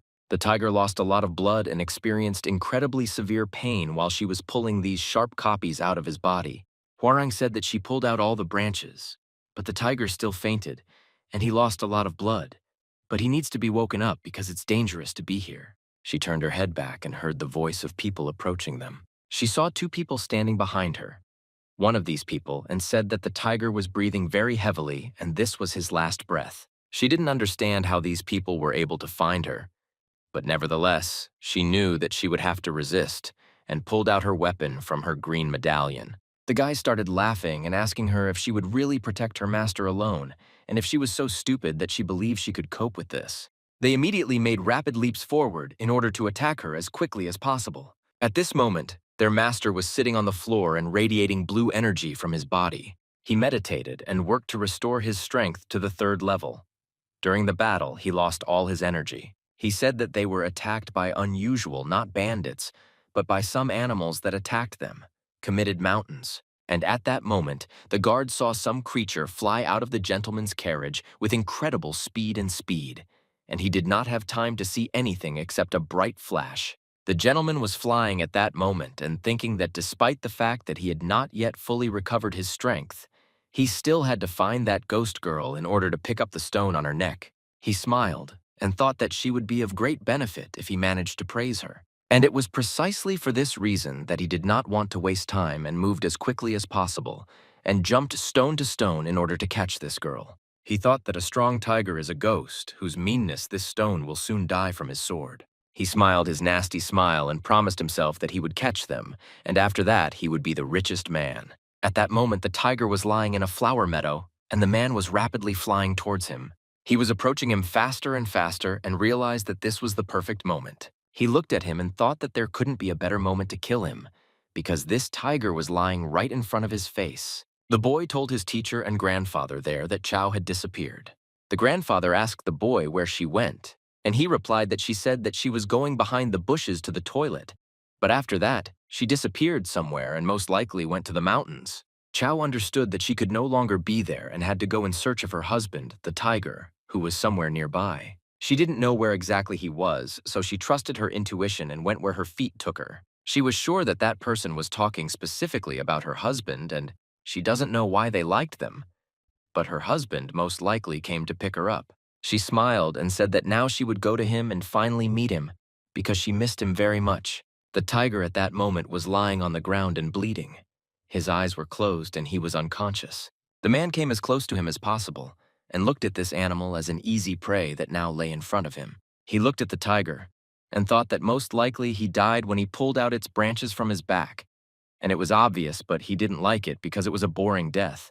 He turned his gaze to the side and thought that if you then the ghost also disappeared, and the time had come to find the very thing for which he came here. But he came here from different angles. He didn't find the thing he came here for and didn't understand where it had gone. But suddenly he realized that this little brat he had sent to find the tigers had most likely stolen the very stone we needed. The man got so angry that he got up, cut the tiger's body into 2 halves and cut off its head. The tiger's head separated from the body and flew several meters forward. He couldn't believe that some brat dared to take away something that belonged to him, which made him even angrier. He understood that this lousy idiot could not run far, and therefore immediately went after him. The tiger's head lay in the flowers, separated from the body. A chow appeared next to this head and came to this flower meadow. She slowly approached him. It was a terrible sight. She extended her small hand forward towards him in order to touch this head. Chow lifted his head with her small hands and saw blood flowing out of this head. She couldn't believe that her husband was killed in the same way. She stood in the center of a flower field and held the head of her husband's tiger in her hands. A few meters from her was his body, which stained the entire flower meadow with its blood. Chow looked at him with her blue eyes and couldn't believe that this all really happened. Suddenly, a slight smile appeared on her face, and the corners of her lips turned up. She raised his head up and said that her husband was making jokes about her again, like last time. Chow doesn't understand what happened and therefore decided to take his head closer to his body. She thought that he just decided to joke with her and thought that she would be scared. But this time she said that she would not let herself be deceived so easily and decided to attach his head to his body. She sat down next to him and began to stroke him and said that he could stop joking at the bottom and get up quickly. But when she removed her hand from his fingers and her head began to move on its own, suddenly she saw his head reconnect from his body and roll a couple of meters forward. Chow was not ready for such a sight, and the realization began to dawn on her that he was not joking with her after all, and he had really died. But she still didn't want to believe it, and it seemed to her that this was some kind of stupid joke that she didn't like. She bit her lip again and thought about trying again. Chow walked up to his body and grabbed him by the ears with both hands and ordered him to quickly stop joking with her. She reattached his head to his body and said that the tiger tried very hard for her, and now she must help him get up. But the head did not want to obey her and again fell off the body and rolled several meters forward. Chow stood in a field with flowers and watched all this. She said nothing, and at that moment small leaves began to fall from the sky. Tears began to appear in her eyes because she only now realized that this was not a joke, and in fact her husband had died. When she realized this, she began to scream and cry very loudly because the only creature that loved her and protected her now lies dead in front of her. All this time she sat next to his dead body and sobbed. A storm of small petals and purple lanterns began to appear around her. The evening was approaching night, but it did not get up from this place and continued to sit next to his dead body. Night fell and a big bright moon lit the way. The tiger's paws dragged along the ground and left claw marks behind them. Hwarang, with her thin feminine hands, carried a large carcass of a tiger and said that it was incredibly heavy. She touched her palm to his muzzle, emitting purple energy. At some point, her hand got very tired and she could no longer hold it. She dropped the tiger to the ground and felt ashamed because she could not hold him. Suddenly, the tiger opened his eyes and his pupils immediately constricted. He immediately stood up on his paws and asked her when he lost consciousness and passed out. But Hwarang said that she was very glad that he finally woke up. Hwarang in front of him, I didn't understand what was happening here and how they were even able to get here. But then he saw how she was emitting a large amount of purple energy. He became scared. He said in a frightened voice that she looked terrible, and he didn't understand what happened because she had lost a lot of her ghostly energy. Hwarang smiled when she saw that he woke up, but she herself felt terrible at night, and her energy disappeared from her body. One of the fighters decided to strike from the side with his sword. The second fighter also attacked her with his weapon but tried to lunge the blow. But all this was pointless because it very easily repelled the blow, and after that began to counterattack with most of its attacks. These guys didn't understand how a ghost could usually have such incredible power, because if this continued, they would die right here and lose. But she was not going to stop and continue to attack them, protecting the tiger's body and herself. At this moment, one of the fighters pulled out 2 kunai from his sleeve and wanted to make a sneaky blow. He jumped up and used his kunai to kill the tiger, who was lying unconscious at that moment. The kunai were already approaching his face. Every second they could nail his skull. But Hwarang didn't let those kunai kill him and protected him with her back, and took the whole blow on herself. The guy smiled and said that in order to save her owner, she is ready to sacrifice herself. But this is all because she has no other choice, and his life is the only way to exist for her. She felt very strong pain in her body and told them that she had been playing with them for too long, and now it was time to end this stupid battle. She looked at the tiger and told him that now it would hurt a little, but he would have to be patient. After a few seconds, she turned into a dark one that emits a large amount of black energy. The guy raised his head up and looked at this energy. He didn't understand what was happening here now. The second warrior made nature swing his sword over his head in order to strike, and shouted that now she was creating illusions to distract them and would not be able to deceive him. The second guy put his hand forward and asked his friend to wait and not attack her so quickly because it could all be a deception. Hwarang at that moment activated her glowing eye and emitted great energy. At that moment, the guy who wanted to hit her with his weapon turned into torn pieces of flesh, and the hand of the second guy was also cut into several pieces. He saw how his fingers flew in different directions and were separated from his body, and he could not believe his eyes. He grabbed his hand and started screaming very loudly in pain because the feeling was terrible. He looked at his severed hand and held it with his second hand, but suddenly a woman's leg came up to him. Hwarang stood opposite him and said that despite the fact that she had met all her strength, she would still never lose to scammers who have no idea of anything. He looked at her and tears began to appear in his eyes because he understood that this woman was invincible and would die. He started screaming very loudly and asking her to notify her and say that he was just following his master's orders. But she no longer cared about his words and simply used her power to destroy him. She looked at him with contempt and said that it was so stupid if he were in his place now ask for mercy after everything he did and said, but that's all he could do at this moment. He was introduced to a wild fight, or said that I would never do that again if she left him alive. He would do whatever she wanted. Suddenly she asked if he had a talent for magic, and he realized that this was his chance to survive. He raised his head up and said that he has such talent that he will do whatever she asks. She looked down on him and said that this is very good news because if he carries out her order and leaves her alive, she showed him the spell and said that he should look at it and immediately get down to business, and she would give him the necessary raw materials that would help perform this spell. She warned him that the thing he would do with this spell he would have to eat himself, and therefore should be very careful. The tiger asked Hwarang if she really gave him this item to eat, and create a copy of it on this field. The tiger said that today she suffered a lot because of him and he feels guilty for his actions. Hwarang extended her right hand to him and said that when he lost consciousness, she gave him that ball, and apparently it was really effective if he survived with such severe wounds. The tiger thought about her words at that moment, and he was just wondering if this item was really so strong. She hung her green medallion on his fur and said that all he had to do was drink everything, and you would have beneficial effects. She said that this was the last thing she could help him with and told him that she would have a lot of fun participating in all of this. But the tiger said that she just needed to rest a little and recuperate. But she spoke to him as if she was saying goodbye, since she always. Hwarang touched his nose with her palm and her hand gradually began to disappear. She took his face with her feminine hands and said that she was afraid to leave him alone. Her body gradually disappeared, and before she completely disappeared, she told him that while she was gone, she wanted to ask him for something. She whispered her request in his ear and then disappeared along with the flow of wind. The tiger was very sad after she disappeared and asked her to come back as soon as possible and said that he would wait for her. The tiger slowly went about his business and walked along the mountain grass and climbed up. Chow at that moment was sitting next to his clone, and all this time she thought that he actually died and cried near his corpse.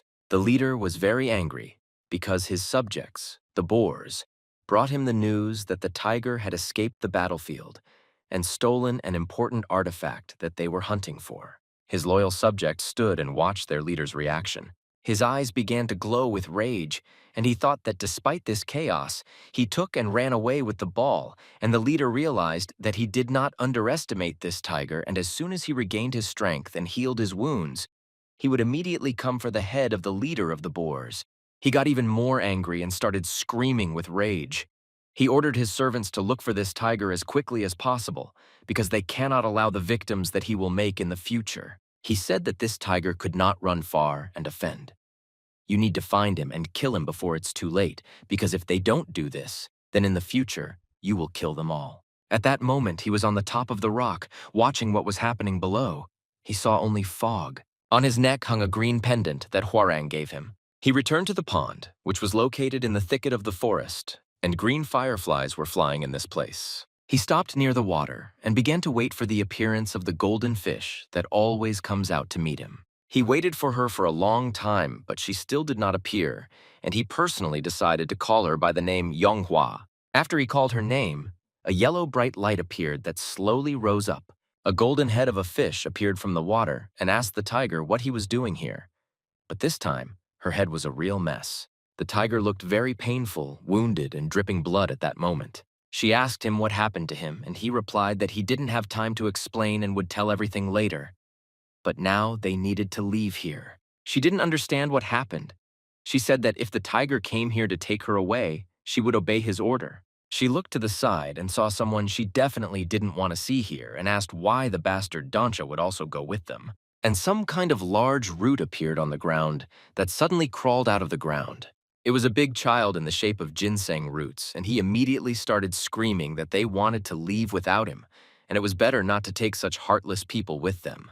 The fish and the root began to boil among themselves and quarrel, because they did not want to go together with each other. The tiger understood that he had no time for conflicts and ordered to leave here immediately. He asked to move quietly and not make unnecessary sounds so they might notice. The panther raised its big paw and pulled out its claws to stretch after a long sleep. She yawned very widely with her mouth and showed with all her appearance that she slept well. Suddenly, he heard something in his ear, and it immediately rose up. Her eyes began to glow bright yellow, and he immediately stood up on his paws and said that the owner of the mountain was returning here. She began to run forward and said that he knew this smell and would not confuse it with anything. The panther ran forward very quickly and laughed because this impudent person had finally shown up. She was already imagining in her head how she would tear him into small pieces and destroy him once and for all. But suddenly she stopped and froze in place as if her body was immobilized. The tiger saw a panther in front of him and did not understand what she was doing here and why she just wanted to attack him. The panther was shocked when he saw the appearance of the tiger. He couldn't believe his eyes because you looked terrible. She immediately began to hiss like a wild cat and asked him who dared to touch him and what creature did this to him. He asked her in an indifferent voice, "What difference does it make to what you did to him?" Her eyes at that moment turned into the eyes of a little kitten who did not understand what to do and how to behave in this situation. She scratched her head with her claws and said that because of him now she couldn't fight a tiger in a fair fight, and it infuriated her. But the tiger said that all he needed now was to fight a panther. He looked at her with a dissatisfied look, would say that he is a little busy. If she wants to fight with him, then she can come later, and then he will play with her. But she asked him in a surprised voice when it would be possible to come to him later, because she had been waiting for this and meeting for so long. He looked at her and said that she was very stupid if she waited so long to meet him. He said that if she is so eager for battle, then very soon those with whom she can measure her strength and fight to the death will come here, and he doesn't even know who exactly will come here.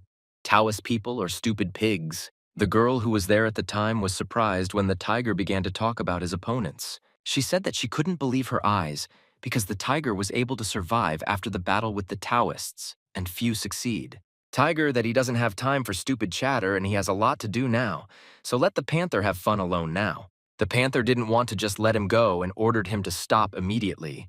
But the girl who was standing next to her hit her very hard in the face with her fist. She turned to the tiger and said that if he listened to her now, she could help him, and said that he now has a lot of wounds and is left all alone. But the tiger looked at her indifferently and asked why she cared about his wound and his condition.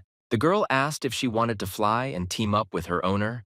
But for the animals, this proposal sounded incomprehensible because they could not imagine that they would one day work together. The girl said that her owner dreams of making peace with the tiger on her own, but this will happen after the tiger heals its wounds. The tiger at that moment thought that there were no guarantees that he would get to the place of his cover before they found him, and their proposal suited him.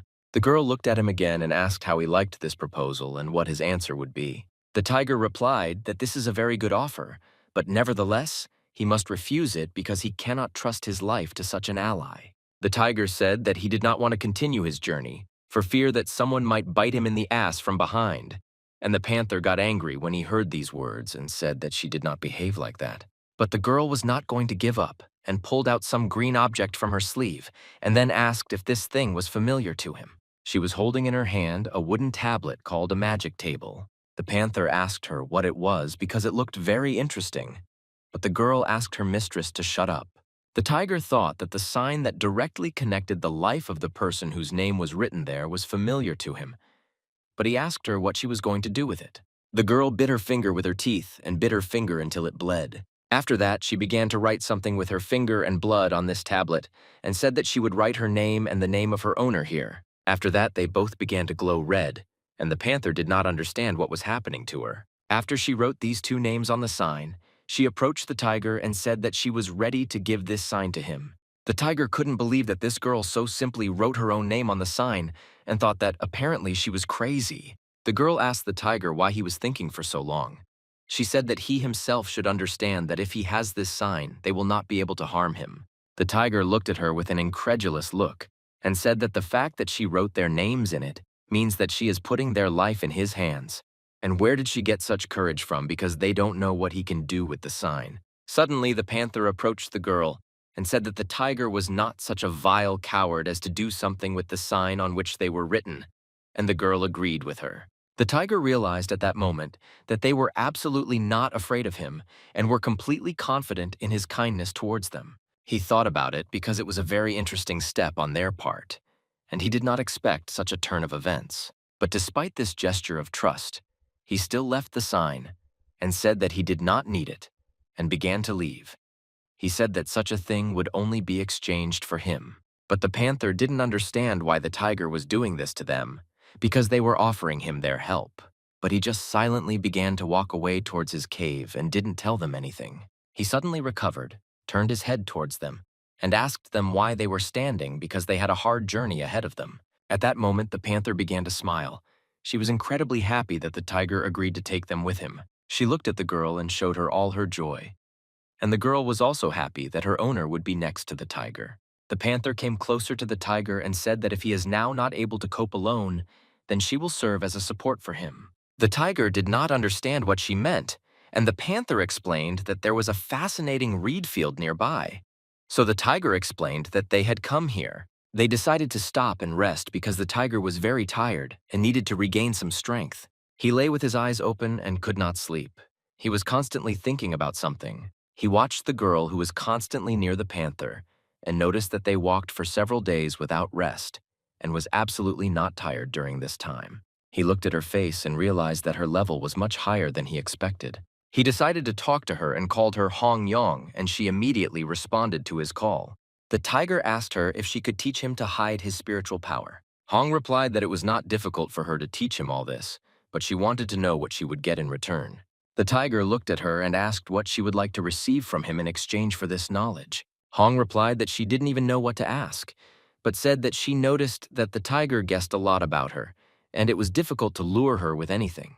She said that she was very different from her mistress, who slept peacefully like a small child. The tiger realized at that moment that she had chosen her master and had been accompanying him all her life, and it was unclear why she had chosen this stupid panther for everyone. Suddenly, the girl asked the tiger about the ball that he carries with him, and he thought that if she wanted to ask him, it would be dishonest. He looked at her and didn't understand how she knew about this ball because she couldn't know what was inside it. Hong at that moment began to laugh and clap her hands. She said that all this time she sat and guessed if he had this ball or not, and now she was absolutely sure of it. She said that she had lived a very long life. She had a highly developed sense of smell for such things. He felt embarrassed because of all this, and thought that he was very sorry to give up this ball just for such a request. At that moment, it pulled out some kind of book from its sleeve and said that if he gives this ball to her in return, he will receive a sacred book. She said that this book is very ancient and powerful forces are hidden in it, and she lived understanding. But if he can master it, he can easily raise his level to Shinsu. The tiger was surprised at that moment because he couldn't believe that she had such a book, and they needed to think carefully about this proposal. He didn't understand where she got such a valuable book with incredible knowledge. He knew that people like him only have 6 levels of power, and all magical creatures like him dream of Shinsu's level, because he will turn into an incredibly powerful creature. Everyone knows that no matter how much a creature like him tries to raise his level, it is still impossible to do this above what is required, and it is very difficult to raise him by at least 1 level. But if suddenly he manages to get this book, then he will be able to become many times stronger, even without raising his level. She held your book in her hands and said that it showed traces of the previous owner, and he was clearly not at the highest level. The tiger said that the previous owner most likely simply could not fully master the knowledge that is inside this book. He looked at her again and asked if she was happy with this exchange, and said that she was losing a lot. Give this book to him. But the girl replied that everything was fine and she wasn't worried about it. But in addition, I would like to ask him to be more friendly with her owner. The tiger asked her if she just wanted them to be more friendly with the owner, and replied that if this was all her request, then he agreed. Suddenly, she heard something out of the corner of her ear and immediately became alert. The tiger also heard some strange noise not far from them and raised his ear up. I didn't hear the stupas in the distance and realized that the pigs were already approaching them. She looked at the tiger and said that if they agreed on everything and discussed everything, then the tiger could calmly go forward without them. The tiger asked the girl if she could cope with these boars, and if she needed any help. She replied that the tiger probably has big plans since he is on his way to the place he speaks of, and said that she trusts him with her owner. The tiger looked at her and said that he understood everything. He was surprised that she was so worried about her owner, the panther. The tiger began to wake up the panther with the help of his paw, telling her to wake up quickly.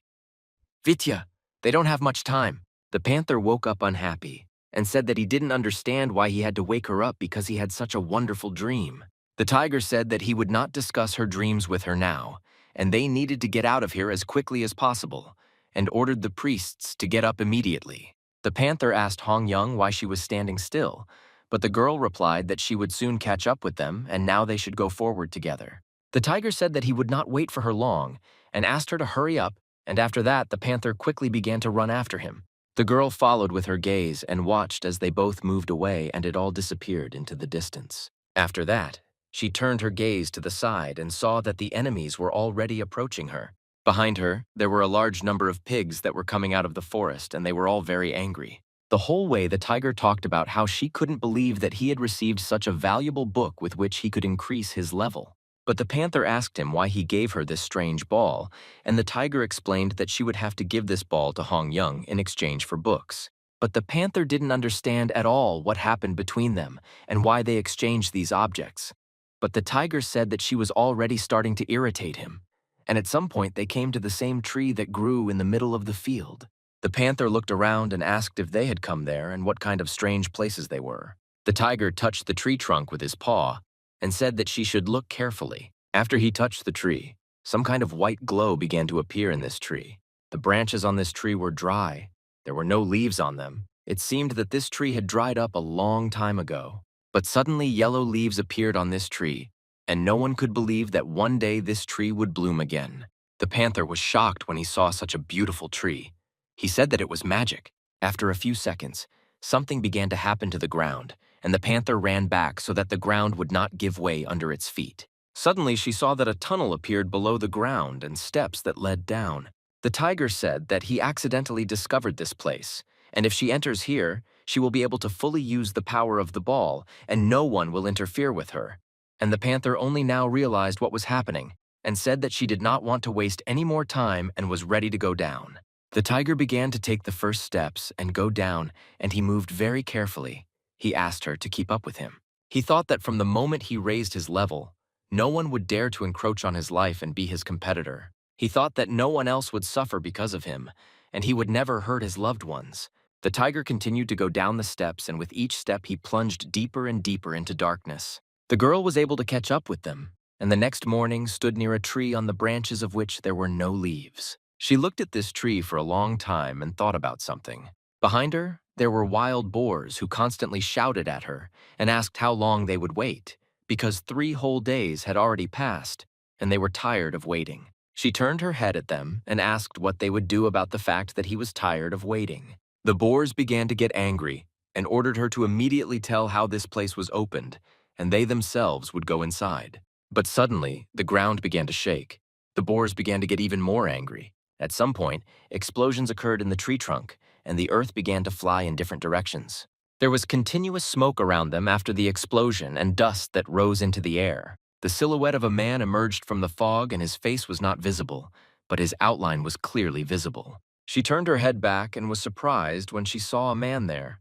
She couldn't believe that I didn't come back so quickly. The boar shouted very loudly that it was a tiger, and he clearly felt its vile smell, and he was sure that it was the same tiger. But in front of them stood a man in black clothes with orange stripes, and he didn't look like a tiger at all. This man looked at them and called these pigs stupid. He looked at them with his red eyes and said that if they still didn't understand anything, they understood that there was the same tiger they were hunting.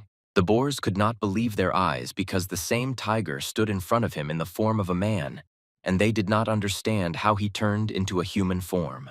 Sangong, the owner of the mountain, was a very tall guy with long black hair tied in a ponytail and red eyes. He stood opposite them and looked at them with his human eyes. But there was something bestial in his gaze. Something remained in him from the tiger that he was before. A second later, he made a jerk to the side and disappeared. It happened so quickly that the boars didn't even understand where he was. And after a split second, he struck the boar in the neck with his captured sword and drew blood from it. The boars were not prepared for the fact that their enemy would have such fast speed and immediately decided to attack him from different sides and surround him so that he could not escape. Sanggun looked down and thought that this was all very surprising, and his physical abilities improved after he turned into a human. He began to pull the sword out of the body of the dead boar, and the blood scattered in large splashes in different directions. This weapon begins to absorb blood from the body of a dead enemy and fills with energy. When he completely pulled the sword blade out of the boar's body, he saw that his weapon began to glow red. One of the boars shouted very loudly that this weapon is called the Sword of Justice, and it is capable of sucking the blood of its victim. He looked at his weapon and asked the sword how he tasted blood, and the sword began to emit very strong energy. He thought that this weapon looked very scary, but it had its advantages. The boars surrounded him on all sides but were afraid to attack him. They did not understand what to do because their opponent had just increased his level. The main boar got angry and shouted very loudly that they should not be afraid of this weakling because he is now alone, and in a crowd, they will easily destroy him. and reminded them that before they defeated the enemy much stronger than him. The boars looked at their leader and tried to overcome their fear because his speech was motivating, and they remembered how strong they are when they fight together. One of the boars shouted loudly that I will not be able to defeat my opponent if they attack him with all herds. At this moment, the animals took off and began to pick up speed in order to crash into their enemy with all their might and tear him into pieces. Sangun was watching them all this time, and when they started running towards him, he said that it was all very obvious and he predicted their attack. But the most important thing is that he was waiting for this attack. He raised his sword high up the mountain and emitted a large amount of bloody energy from his weapon. The sharp blade of his sword quickly flew down, and it seemed that she was about to split the earth into two halves after touching it. He carried his weapon into the ground, and after that, a very strong storm of violet energy began to appear around him, which surrounded him from different sides. The boars stopped because they did not understand what kind of black-purple fog was now in front of them, and they became scared because they had never seen anything like this before. But their leader shouted very loudly that now there was no time to be afraid, and they should forget about their fear and continue to attack him. The black fog became larger and began to envelop this entire space, but the voices of boars were heard who did not want to give up. But at some point there was so much fog that they stopped seeing each other, and one of the boars began to cough loudly and said that he could not see anyone and did not understand where his brothers were. He was not going to give up despite the fact that he did not understand where all his brothers were, and asked them to follow his voice. He loudly asked them whether they could hear him or not, but what he heard in response was terrible, and he began to feel his powerlessness. He heard the voices of his brothers who were screaming and asking for help, not begging not to kill them, and asking someone to pull them out of this darkness. He was left alone in this darkness, but continued to slowly walk forward despite his fear. But suddenly he felt terrible pain and became incredibly scared. He had never experienced such sensations before. When the smoke around him began to disappear, he felt that all the hair on his body had disappeared, and blood was flowing out of his ears and eyes, and all he managed to say were words of mercy. But it was all pointless, because at that moment, black hands with red eyes began to touch his body. These hands with their sharp claws began to tear him into small pieces. Another boar at that moment saw that his brother was being taken into the darkness, and these vile hands, and tried to run after him in order to save him.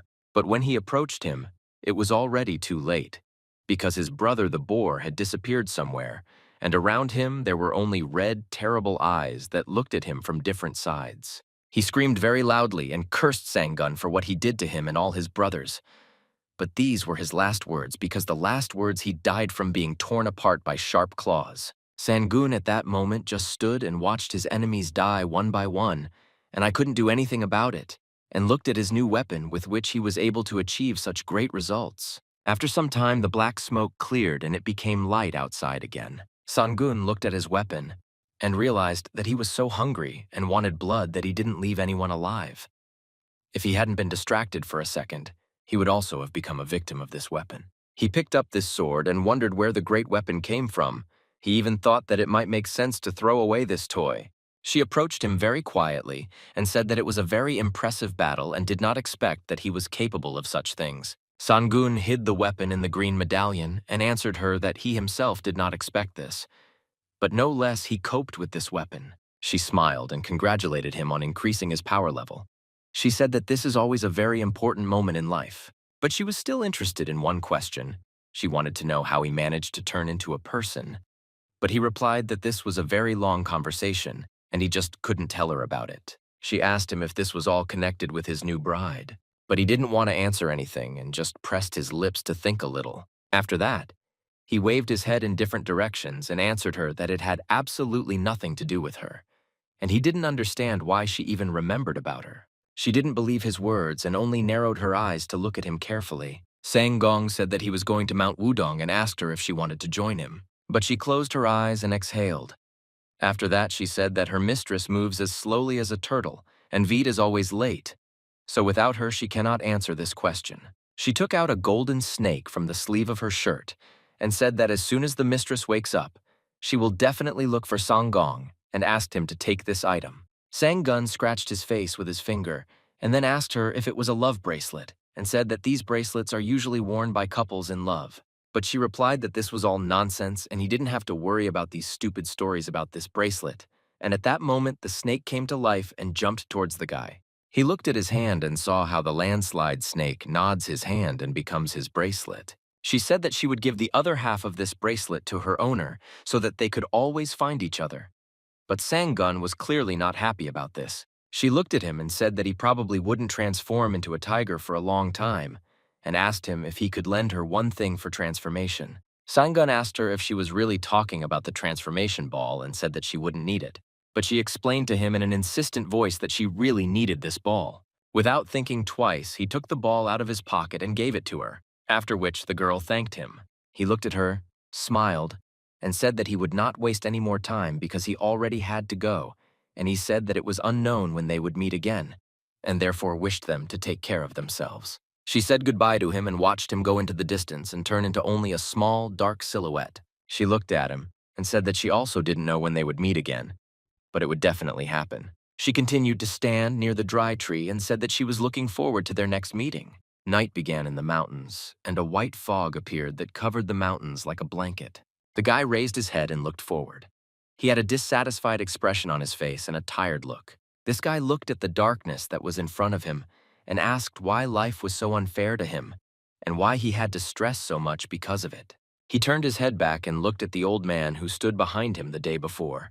He asked if this is where the same Sanggun lives. The old man answered the guy that everything is exactly like this, and every resident of the village of Beck knows this place. He was still unhappy and said that there was no one in this cave, and the elder replied that most likely he guessed about their arrival and ran away. The guy touched his finger to the golden sphere and said that he thought that if he ran away, they would not be able to find him. But if they put his hair in this compass, he would not be able to escape. With the help of this compass, you can't find out where it is and find it anywhere.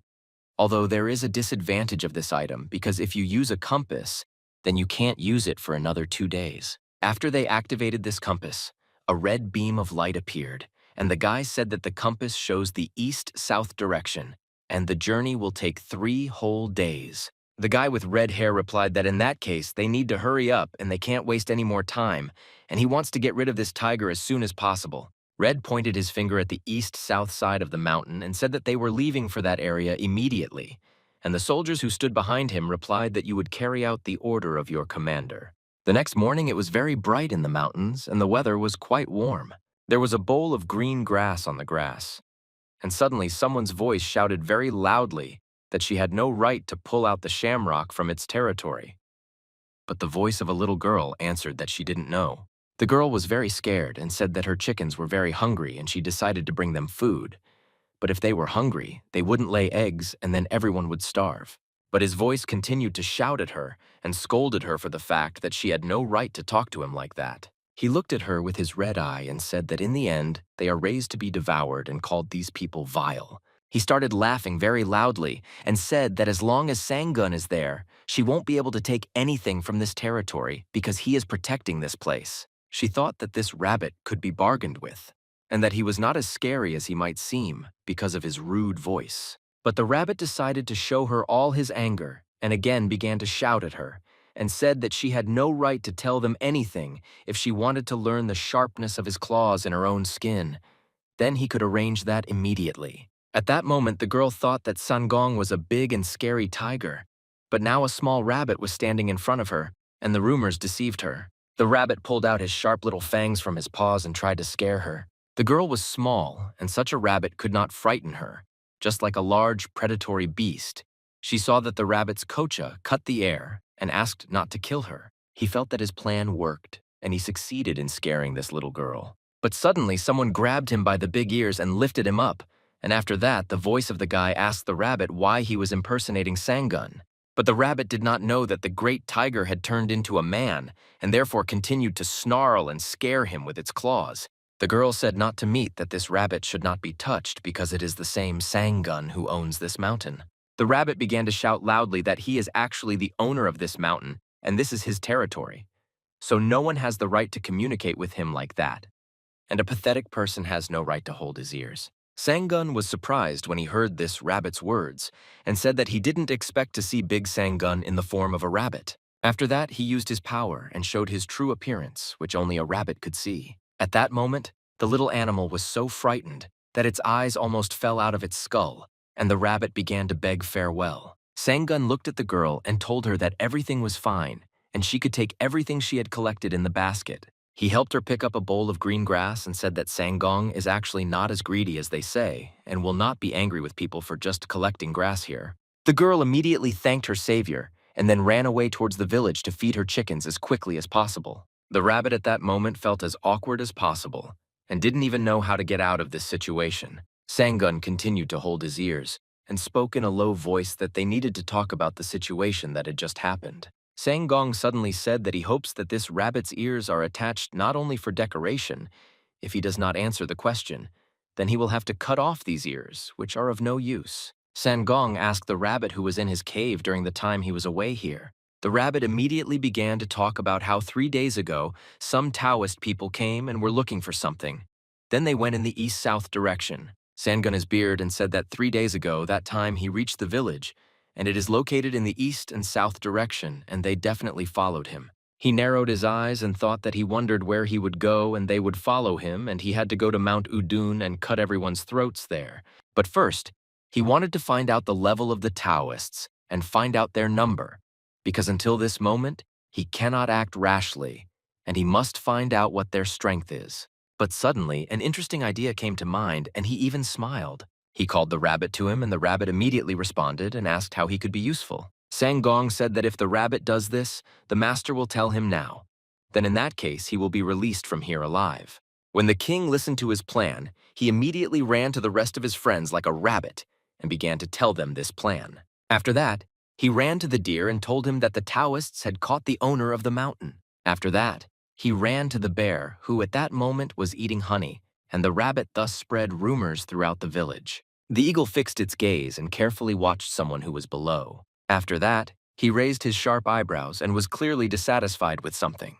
He took a leap and flew into the air, flapping his wings. The eagle flew forward and accelerated its speed every second, and its wings looked like large sails. He flew to his friend the boar and reported that the Taoists had caught Sangong, and now they were coming here. The boars began to get angry and did not understand why these people had not yet killed this vile tiger, and now he decided to come here with them.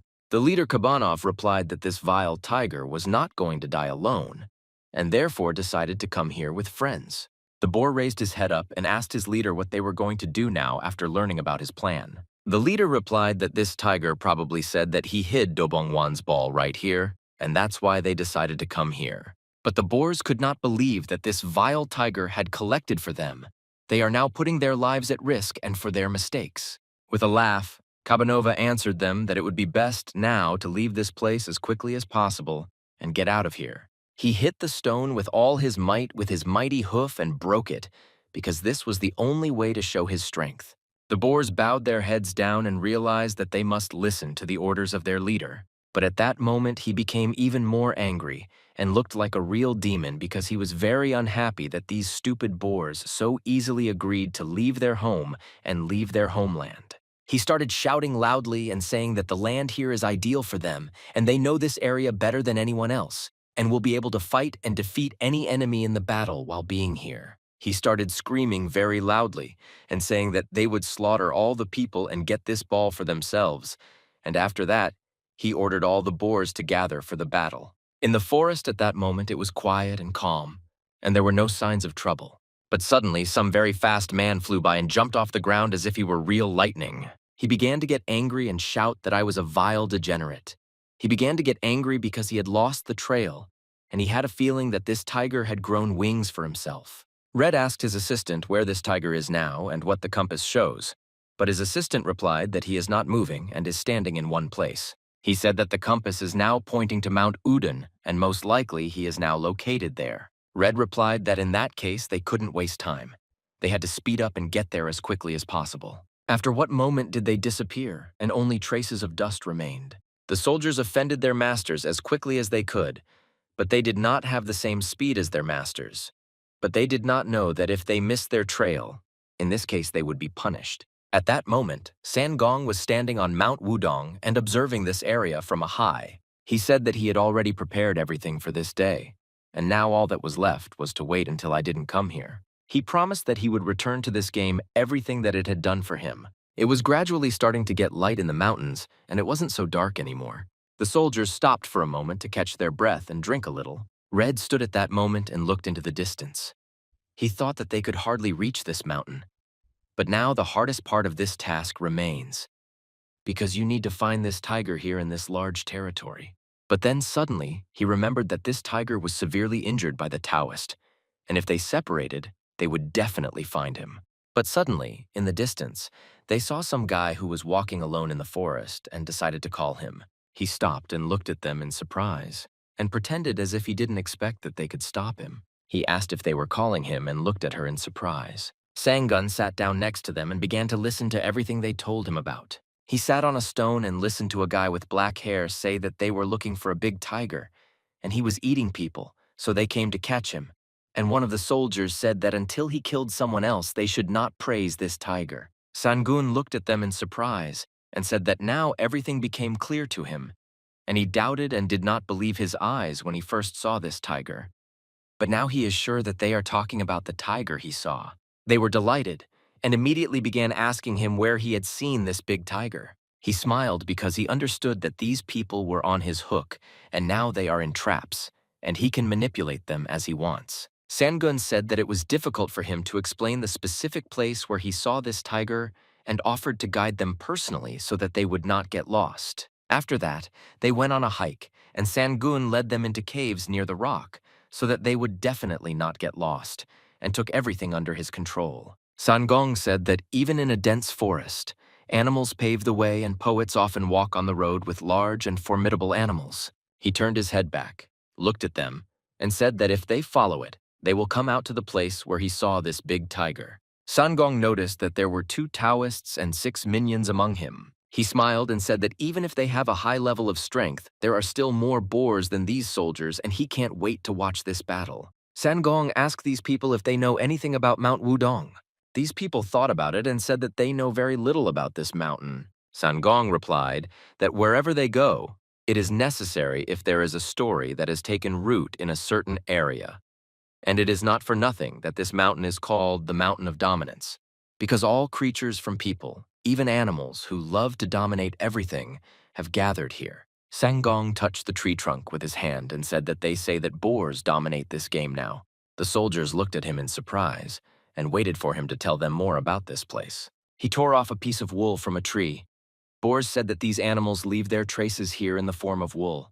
The red-haired guy started laughing and said that it was all very funny and that pigs dominated this area. But the assistant replied that he had heard that their allies had recently been attacked by these boars, and suggested that the tiger could have deliberately lured them here into this trap. But the red-haired guy did not give these words much meaning, and said that these are ordinary animals and they cannot pose a big threat to them. He asked him to listen to the weapon and doesn't say such nonsense because you can't even hear insects here, and he doesn't understand why they were so scared. But suddenly the soldiers began to look around and heard some strange sounds that alerted them. One of the soldiers looked to the side and noticed that some large creature was approaching them. They noticed that wild boars suddenly started running out of the bushes and screaming very loudly, and they immediately grabbed their weapons to defend themselves. The boar ran very quickly and swiftly towards them in order to throw them away with the help of its large fangs. The soldiers were not prepared for these wild boars to attack them so suddenly. Their commanders reassured them that this would not happen. But suddenly this boar crashed into a stone and they thought that he was just running past them. One of the soldiers asked in surprise why the wild boar passed by the field and did not hit him at all. But the second soldier shouted that more wild boars appeared behind him, so you need to be careful. The guy didn't understand why he was screaming so loudly and what kind of boar he was talking about now. But at that moment, a huge animal appeared behind him and was ready to trample him at any moment. A second later, his black cap flew into the air from his head. His body was pierced by the large, sharp tusks of this boar that attacked him from behind. The guy started screaming very loudly because he couldn't believe that they were attacked by such a big. But the boar was very angry at that moment and was already running towards its next victim. The red-haired guy stood at that moment and watched all this from the side. At some point, he activated the fire in his palm and began releasing his power. He said that it made him laugh that these animals were able to attack them from behind and use such cunning tactics. He said that if they decided to do this to him, then he would burn them to ashes. At this moment, the soldiers fought against these large animals and began to lose. The boar was much stronger than this man, and he understood that it was impossible to defeat him with one sword. But suddenly he saw a large flash of red light near him and felt that he was getting very hot. At that moment, the red-haired guy touched the body of this boar with his fiery hand and began to burn his body alive. The soldier began to thank his master Apyong for saving his life and not allowing this boar to kill him. But Apyong ordered this soldier to immediately get ready and take his weapon in his hands and continue to fight, because if he is distracted, he will be slammed. The rest of the boars were in the bushes at that moment and watched as this guy burned their brother alive. He looked at his other comrade who stood behind him and asked him if he was still alive. The boar replied that these people immediately began to use their abilities, but yours predicted that this could happen. The boar said that he would try to change his place, but suddenly a man appeared next to him, who said that he would not allow him to do this, and said that I should not all cut my throat. But when the boars already ran forward, they did not understand where the man had come from behind them and what he was doing there. But at that moment they looked forward and were afraid. What they saw was terrible. A man with one blow could cut a boar into two halves and destroy it as cruelly as people can kill. At this moment, the guy held his hand in front of him and used bubbles in the form of his weapon. He told his comrade that these boars were not as stupid as they thought of them, but if you believe in your eyes, we could not kill everyone who was here. The soldier shouted very loudly to his master that I didn't lose that guy who brought them here. And Kim Yong replied that apparently these bands took him with them and he just needs to kill all these pigs. The boars were very scared and did not understand what to do with these people. At that moment, Sang Gong slowly and quietly crept up behind them, and he carried out his plan that he had come up with in advance. Suddenly, he began to shout very loudly and call his brother's people and shouted that he had found the boars, and these words frightened the boars so much that they began to run forward in fear. They ran away so quickly that no one even understood what happened. They didn't even have time to look at the person who was there the day before. Sang-gun laughed very quietly because their reaction to his cry was priceless. He said that it is still very difficult for animals to suppress their instincts, and that is why they are not ordinary stupid pigs. He started to get angry and said that he would continue to mock them until they destroyed each other. The boar did not understand what these fools were doing and why they did not follow the plan that they had originally outlined. He began to get angry and you could see the rage in his eyes. You could see veins appearing in his eyes like apples. The leader was very angry and said that he would sort everything out himself, and he could not hope to find the stupid boars. He called them non-entities who were not capable of anything. We saw that they just needed to follow their plan. He continued to run forward and pick up speed and didn't understand why I didn't stop following his plan. He knew very well that boars are stupid creatures, but he didn't think that they were so stupid. When he came to the battlefield and saw how people, with the help of their magic, calmly fought against his boars and destroyed them, he didn't understand what was happening here at all. And everything he saw was terrible because there were only 10 cabanovos left. One of the soldiers shouted to his master that the largest boar had appeared in front of them. Kum Yong narrowed his eyes and looked closely at this big boar and concluded that this boar was the head of all these same animals. The leader's assistant came up to him and asked if it was worth calling all the other boars here, and the leader said that finally this fool had started to act. Sangun was sitting on a stone and talking about what was expected. He would start to flutter when almost all of his subordinates folded their hooves, but even those who survived looked tired. After that, he said that cowards like the leader of the boars would never be able to defeat people like him. These words angered Kabanov even more. He ordered to immediately go on the attack and attack the enemy using all his power. The leader shouted that he would go into battle with them and not together defend the mountain that belongs to them. Red drew attention to the leader of the herd of boars and said that he had a very impressive size, so he used his fiery powers to make even more fire appear in his hand. He began to get angry and said that with his current attacks he would not be able to scratch this big boar. But if he revealed his full potential, then he could destroy him. He began to scream very loudly and emit a large amount of fire from himself. He wanted to put an end to this battle and become the winner. He used a spell called Phoenix, and thanks to this spell, he created a large, fiery phoenix which he threw at the leader of the boars. But the boar was absolutely not afraid of this guy, and said that with such weak attacks, he would not be able to kill him. The boar understood that this guy was underestimating him, and therefore hit the ground with all his hoof. His eyes began to glow yellow, and he shouted that he would take the lives of the TV man in exchange for those boars from whom he took the life. I Love Kabanov repelled the phoenix's attack and destroyed this angry creature with one blow. The red-haired guy did not understand what was happening. He was extremely surprised and scared when he saw the power of this beast. A few seconds later, he saw in front of his face this huge muzzle of a large boar who wanted to crush him once and for all. The boar was already practically near his body, and in a matter of seconds, this man could turn into a crushed pile of meat. Once the rest of the boars were not prepared for such a strong explosion to occur and began to close their eyes, and some boars even flew away from the blast wave. People also could hardly stand on their own feet, and the blast wave pushed them back. After the explosion, there was a lot of smoke and dust. No one saw what happened and who won this battle. The guy touched the stone that was on his hand with his fingers, and this stone created a shield. Red said that he was already preparing to accept his defeat and come to terms with the fact that he was about to die because he did not expect that this boar would have such great strength. But his assistant replied that it was very stupid to spend all his strength so thoughtlessly. Blood dripped in large drops onto the ground and created a bloody puddle. The boar closed his eyes, and there was a wound on his forehead from which blood was flowing.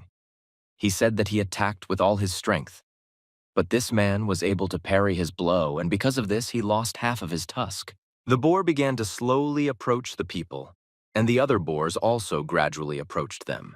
The leader thought that this battle would be much more difficult than he thought, and he did not understand what to do now. Taoists stood in front of a large boar and talked about the need to restore strength and finish what they had already started. But suddenly, he appeared on the battlefield and said that it was not interesting to fight like that and would not ruin the whole show. Taoists don't understand why this guy appeared so unexpectedly that he's here. The leader of Kabanov also looked at this guy in surprise. He absolutely did not expect to see anyone else here. Sanggun slowly approached him, stepping from foot to foot. But at some point, she pushed herself off the ground and made a jump up, after which she disappeared. They didn't even have time to understand where he had disappeared, but Sanggun had already landed and was behind them. San Gong grabbed the Taoist by the hand and said that interfering in someone else's fight is dishonest, and thus he is violating the main rules of confrontation, and this is called cheating, and for this he will take away the stone that was in his hand. The guy didn't even have time to blink his eyes before the stone disappeared from his hand. He was furious after seeing that his protective stone had just disappeared. This guy allowed himself to take such a valuable thing. But Sangong just started to be happy and laugh because he took this interesting thing from his hand. The Taoist began to get angry and shout that this guy had become impudent and allowed himself to touch things that did not belong to him. The redhead shouted loudly that he wouldn't just leave it like that and the guy would pay for it. The boar carefully watched this guy and suddenly realized that this man was very similar to that same tiger Sangong. Sangong at that moment showed his true look and pulled out a sword from the green talisman, after which he said that the vile old man boar has an excellent sense of smell and Sangong should return the debt to him. At that moment, people started getting angry and screaming, took out their weapons and said that they would take revenge on this guy. At that moment, the boars began to shout in unison that this man is actually a tiger, and this is the same Sangong. Sanggun snapped his fingers and said that he was very glad that everyone finally knew that he had turned into a human. He snapped his fingers very loudly and then said that he was tired of playing these stupid games, and now it was time to end it all. Suddenly, the ground under their feet began to tremble, and some strange magnetic waves appeared. The man looked down and did not understand what was happening to the earth and why it suddenly began to glow. But suddenly a person with great strength appeared in the air who emitted a large amount of blue fire. The Taoists did not understand what was happening here, and simply tried to observe all this because they would not be able to escape from here. Demonic rats and various animals gradually crawled out of the blue fire. Red didn't understand where this man got such great power, because what he just created is beyond the control of an ordinary warrior. The leader of the Kabanov said that this is Shinsu-level power, and he does not understand where this stupid tiger was able to get such great power. Red suddenly realized that this level of power had disappeared from their world a long time ago, and he had only heard about this level of power in legends. He didn't understand how this kid could use such a high level of power. He looked at this guy and saw his red animal eyes that were inside the darkness, and he thought that he needed to tell everyone about the great power of this man. He said in a trembling voice that he needed to run away from here and try to get out and tell everyone he asked for this monster. But it was already too late because this guy was standing in front of them, and he was much taller than not everyone else. He walked past them, holding in his hand his demonic sword that emitted blue flames. When Sangong passed by them, they began to burn with blue fire, and the sword that touched him was able to take away their souls. After a few seconds, there was nothing left of them and turned into just a pile of ash. Sangong walked up to his infiltrated herd of boars and stopped right in front of him. The boar couldn't believe that this guy had such incredible strength. He closed his eyes and started laughing. He said that now everything became clear to him. I didn't just fall into the trap of this tiger. The leader looked at him again and said that the power that protects him from the tiger is actually incredible power, and he was finally able to raise his level of power. Sanggun asked this boar if he wanted to say anything before he died. But the leader of Kabanov replied that he did not see any point in saying anything before he died. Sangong slowly began to raise his sword up to strike. He very quickly raised his weapon up and cut the boar's body into two halves. Sanggun smiled and said that asking for anything before dying was stupid, especially after what he wanted to do to him. Sangong stood and watched as the body of this giant boar turned into ashes and scattered in the wind. Until the next day, the weather was beautiful, and the sun illuminated the mountain valley with its rays. The scene moves to the village of Beck. The guy took out 2 necklaces and a green ball. He held them in his hands and told her that despite the fact that they were of a low level, he was still able to get these 2 necklaces and a ball. He took out a book and said that this was how he managed to get 3 useful spells and 2 useful books for learning. He started laughing and saying that he had a good catch. He thought about his sword and said that if he used the power that controls his weapon, he would devour absolutely everything. He began to hide new objects in Green Talisman and was upset that his weapons were so strong that it was impossible to use his powers to their fullest. He remembered that I received 2 letters that came to him recently. He looked at these letters and thought that there was probably something important in them, and he was confidently sure of this. A little girl came up to him and said that she didn't know and didn't understand what to do with this, and Sanggun remembered this girl.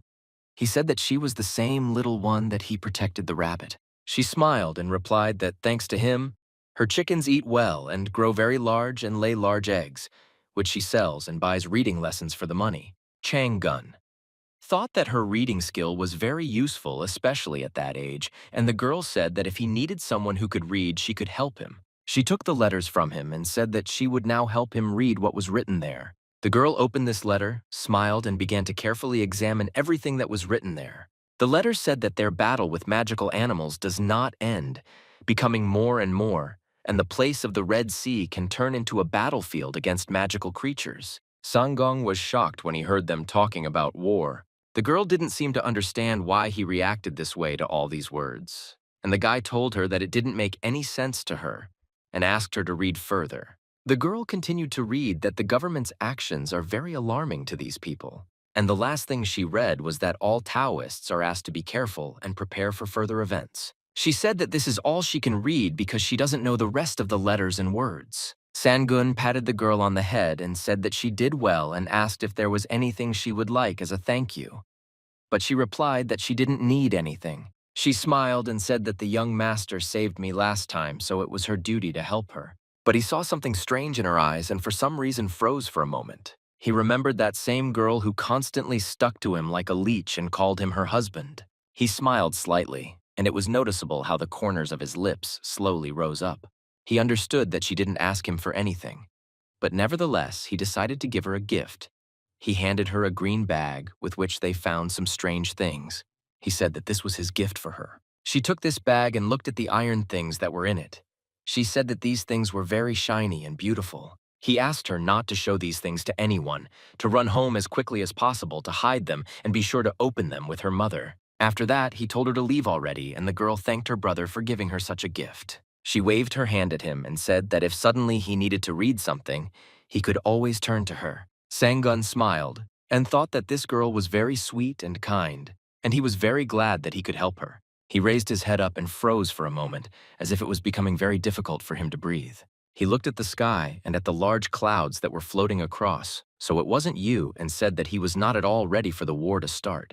It was already dark in the mountains, and the fog again began to cover them like a blanket. He returned to his cave and said that the Red Sea is the region to the west of here, and if a war breaks out, it will quickly reach his village. He touched the stone rock with his hand and began to climb down with his hand. After his hand went down this rock, some hieroglyphs and inscriptions appeared. It was as if he activated the cave with his touch. After a few seconds, a large rock opened and rose up, as if a large gate, and the entrance to the cave opened in front of him.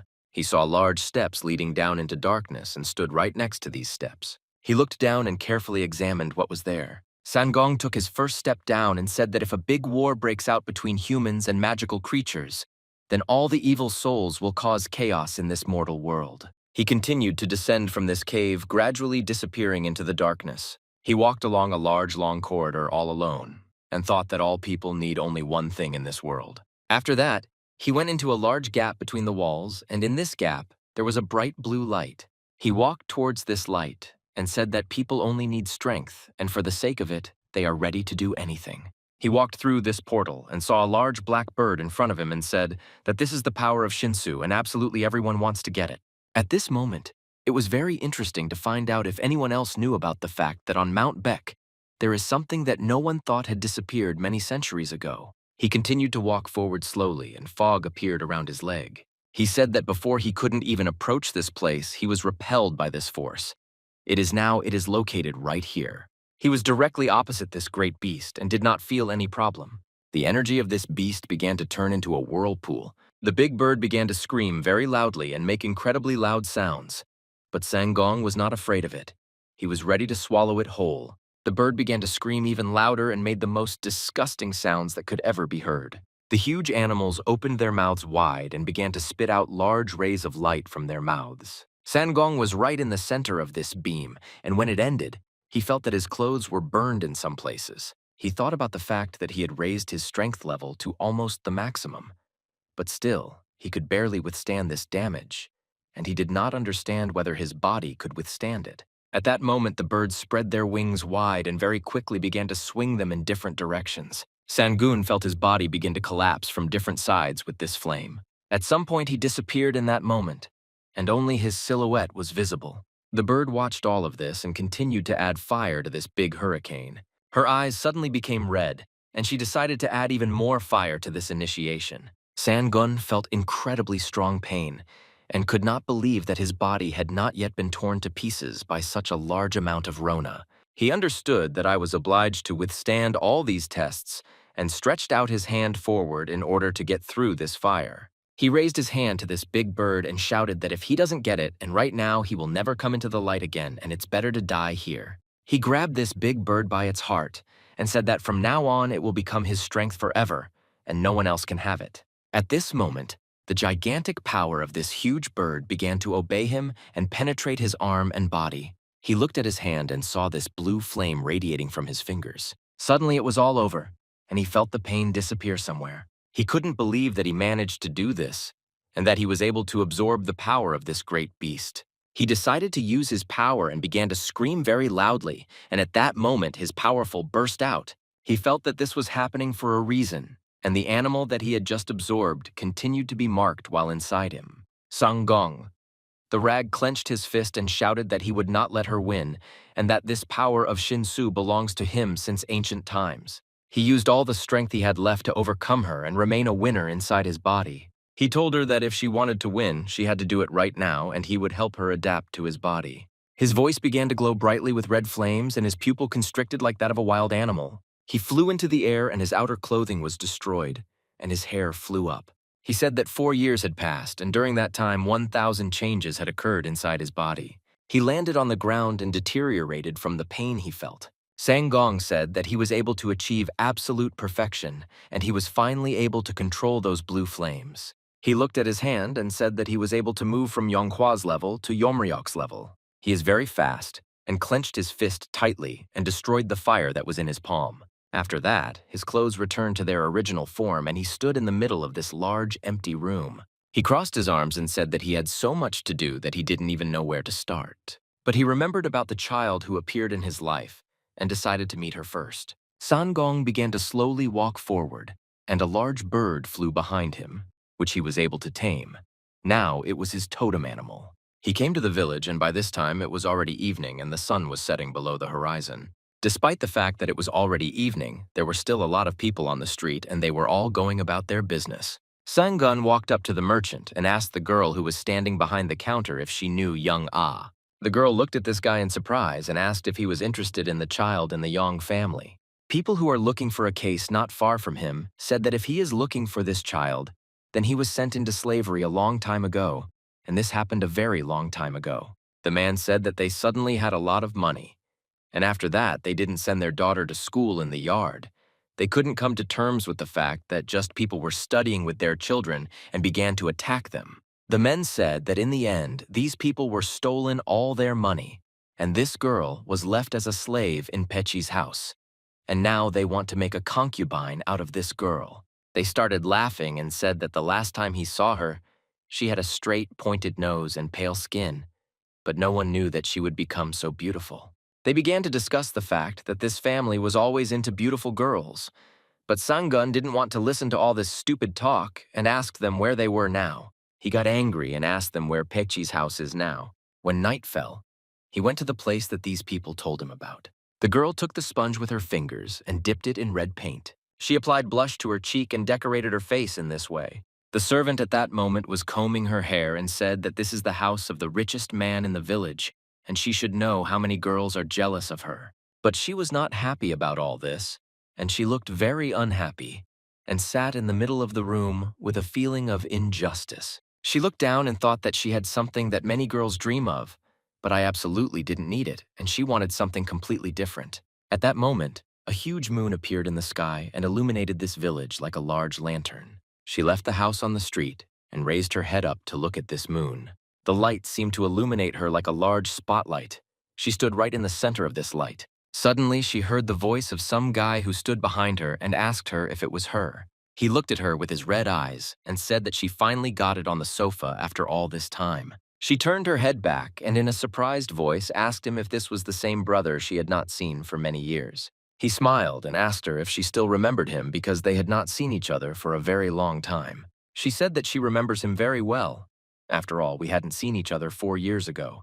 And he helped a lot then, and she said that he had not changed at all in all this time. He said that this time he had to teach her to write, but he felt that he had to do it. She was surprised when she found out that her brother came here to teach her to write, because it was all very strange, and he was gone for 4 years. She smiled and was very embarrassed, but after that she said that she would definitely learn all this, but not enough time.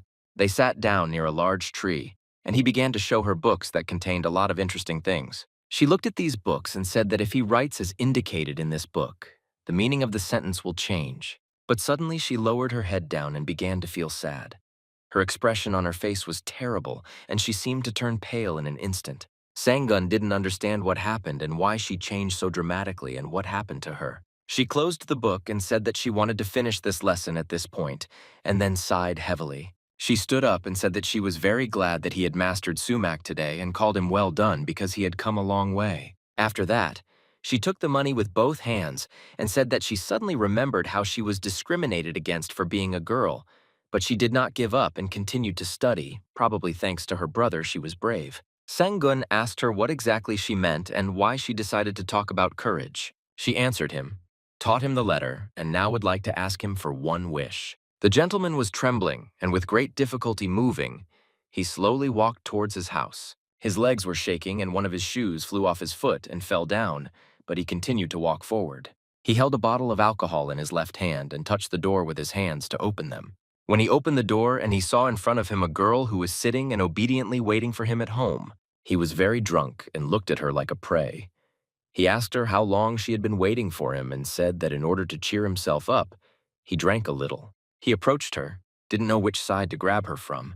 He said that she looked even more beautiful in this dress than she was. He reached out to her with his vile hands and said that today he would not go to heaven and she should calmly obey him. But at that moment, the dagger that was in her hand became and pulled it out of the case. He wanted to grab her breasts with his hands, but she hit him with a knife and cut his face. He saw the mark of a knife blade appear on his face and saw a splash of blood. She put the weapon forward and said that she did not want to live in such a house with such a terrible person, and she was ready to die and kill him instead of living such a terrible life. But her behavior made him very angry, and he hit her on the head with a bottle of alcohol, and the bottle broke on her head. She stopped for a moment and felt severe pain. Her head began to spin, and she did not understand what was happening. He was very angry and shouted and called her a stupid fool. And after all, he did not spare compliments for her. Instead, she decided to kill him with this knife. He said that now she would die and no one would even remember about her because she was just an ordinary stupid fool, and once again hit her with his fist with all his might. But after he hit her, she just sat near the wall, didn't even make a single sound. She just closed her eyes. He began to get angry because this bastard didn't even make a single sound after he hit her, and didn't even ask for forgiveness. He started laughing and said that she made him very angry, and even in this state she excites him, so he doesn't mind playing with her. But suddenly someone took his hand in the back of his shirt and began to pull him away from it. Sang-gun threw the man back and then asked the girl if this was exactly what she wanted. She just sat and breathed heavily but didn't answer him because she didn't know what to tell him. She simply looked forward, but there was emptiness in her eyes, as if she herself did not understand what she was asking for, and she herself did not understand why it was all needed. Sang-gong said that because she asked him to find silver and sent him to hell from here, he began to worry about her, but she turned out to be even more unpredictable than he expected. At this moment, the young gentleman was angry and decided to take revenge on this guy for interfering in the conflict between him and his servant. The young master decided to ask this guy who he was. Where did he get so much courage to come here so calmly and start fighting? But Sang-gun simply turned his head towards him and looked with his demonic gaze at this underdeveloped idiot, so that he immediately understood that it was better not to play with him. Sang-gun turned his head and said that he doesn't have time for these stupid squabbles now. He remembered the same girl who called him her husband and said that she would not go anywhere without him. Sang-gong slowly walked forward towards his opponent in order to punish him once and for all. She, the young master, began to beg for mercy. Chow appeared before his eyes again, looking at him with her blue eyes. He looked up at this gentleman and understood that he had already driven one little girl out of the village once and would not allow him to destroy another girl. The young master didn't understand what was happening, and you started screaming very loudly in fear. Sang-gong put his hand forward and touched his head with his claws, using his strength to... He said that there is that same Sang-gun whom this gentleman has been trying to kill all his life, but unfortunately, he will never succeed again after he used his power. A large blue whirlwind appeared in the city. It was still dark in the mountains, and the fog lay on these mountains like a big blanket. Sang-gun and this girl left the village and walked out towards the big mountains. She looked at him with admiration because he again saved her life and freed her and the paws of this monster. He just silently continued to walk forward, and she looked at his back. He was a real hero for her, but she still couldn't believe that her brother turned out to be the real Sang-gun, the one she had heard legends about all her life. He suddenly said that she heard a story that happened to her, and he asked her in a surprised voice if it was all because of the jewelry that he gave her. She didn't answer him and just looked at him silently. There was surprise in his eyes, and she didn't understand how such a great owner of the mountain could communicate with her. She said that she could not hate the one who helped her, and instead she was very inspired by the fact that now she could finally fulfill all her dreams. But then she couldn't see how vile, cunning, and greedy people can be, and she was too trusting and naive. She started crying and said that she really wanted to do the things that she liked, but for some reason life did not allow her to do this. He continued to look at her. He felt sorry for how she was crying because she simply couldn't do anything due to lack of strength. And now she didn't understand where to go next. He hit the ground with his sword with all his strength, and the stones scattered in different directions after the sword collided with the ground. He ordered her to immediately pick up this sword and said that it would become dear to her and show her the way. At that moment, she even stopped crying and heard him offer her to become his follower and learn to use this sword, and in that case, she would protect this mountain. But the girl replied that she was a woman and she had never held a weapon in her hands. But he objected to her and said that this is all a prejudiced attitude towards women, and that your confidence was enough when she began to study and her courage when she wanted to live this life that she herself chose. He continued to look at her with his red eyes, and she saw that he actually believed in her as no one else had ever believed, and he called her strong. She was shocked when she heard from him and Cheslov, because no one had ever called her strong in her entire life, and she always thought that she was a weak woman. She pressed her lips for the first time men recognized her strength, and she understood that they believed her. She made her choice and extended her hand towards the ball to grab it by the handle. She raised the weapon with 2 hands and said that this sword is very heavy, and this is all very strange for her, but she will try anyway. She promised him that she would try to confidently follow the path that he offered her, and be sure to cope with everything. She said that if he believes in her, then she promises him to protect this mountain until he comes back. He looked at her with pride and said that she had done well, and now she had made the right choice and should continue living. 3 months have passed since this day, and the scene of action is transferred to Mount Ilwon. Sangong stood in front of the large gate and thought that this castle was very large, and he did not expect that it would have such dimensions. He knew very well that all the people were saying that this place would be unusual, the castle would be very high, but now Mount Back seems so small to him compared to this place. These gates were built a long time ago. Because of them there is the treasure of Savol, and so that they do not put the inner one. He doubles this, many wish him. He stopped and raised his head up and said that although he had come here in the guise of a man, he nevertheless did not know under what pretext he should go inside. He scratched his cheek and said that he needed to think about what exactly to say before coming here. But suddenly, an old man appeared in front of him, surrounded by several guys. And this old man asked him if he was a wanderer. Sang-gun replied that everything was exactly like that and asked the old man why he was so interested in this. The old man smiled and replied that this guy was exactly the one they were missing because they needed one more person, and said that he should go with them because there was no point in just standing here. The guys grabbed his hands and said that they should all go that way together, and he wouldn't lose anything if he went with them. In the sky at that moment, there were white clouds floating across the sky. Enna opens once every 100 years. The guy said that this was a big event for them. If they were lucky and could go inside, it would be incredibly lucky. The second guy started laughing and said that if he stood in one place, he would look like an ordinary stone near the door, and if he just stood there, they would never open up in front of him. They said that he looks smart, but doesn't really know anything. All these words began to irritate Sangun, but he tried not to show it. Suddenly, one of the guys said that they should enter through the emergency entrance, but not through the central one. Sangun thought that these fools don't even understand what will happen to him if they go into the interior, and even if they defeat weak enemies, then a real one awaits them. But Sangun didn't worry about this. The most important thing for him was that these doors opened. The old man pulled some kind of talisman from his sleeve and raised it up. He directed this talisman at the doors, and some kind of orange ray appeared that opened these doors. After some time, the doors finally opened and a bright blue light appeared in front of them. There was a silhouette standing in these doors, and his face was not visible. But this man turned to Manhwa and told him that they were late. The old man explained that they were missing one more person, and while they weren't looking, they had to spend a little time. This guy stood with his back turned to them, and he waved his hand and then said that it doesn't matter, and they should already go forward. When they arrived at the place, they saw a large altar with a lot of bright green fire, and someone shouted that each squad should remember its name. They were very surprised because they had never been here before, and for them it was all the first time, and they tried to look at everything as carefully as possible. Suddenly, some commander approached them and pointed his finger at these people.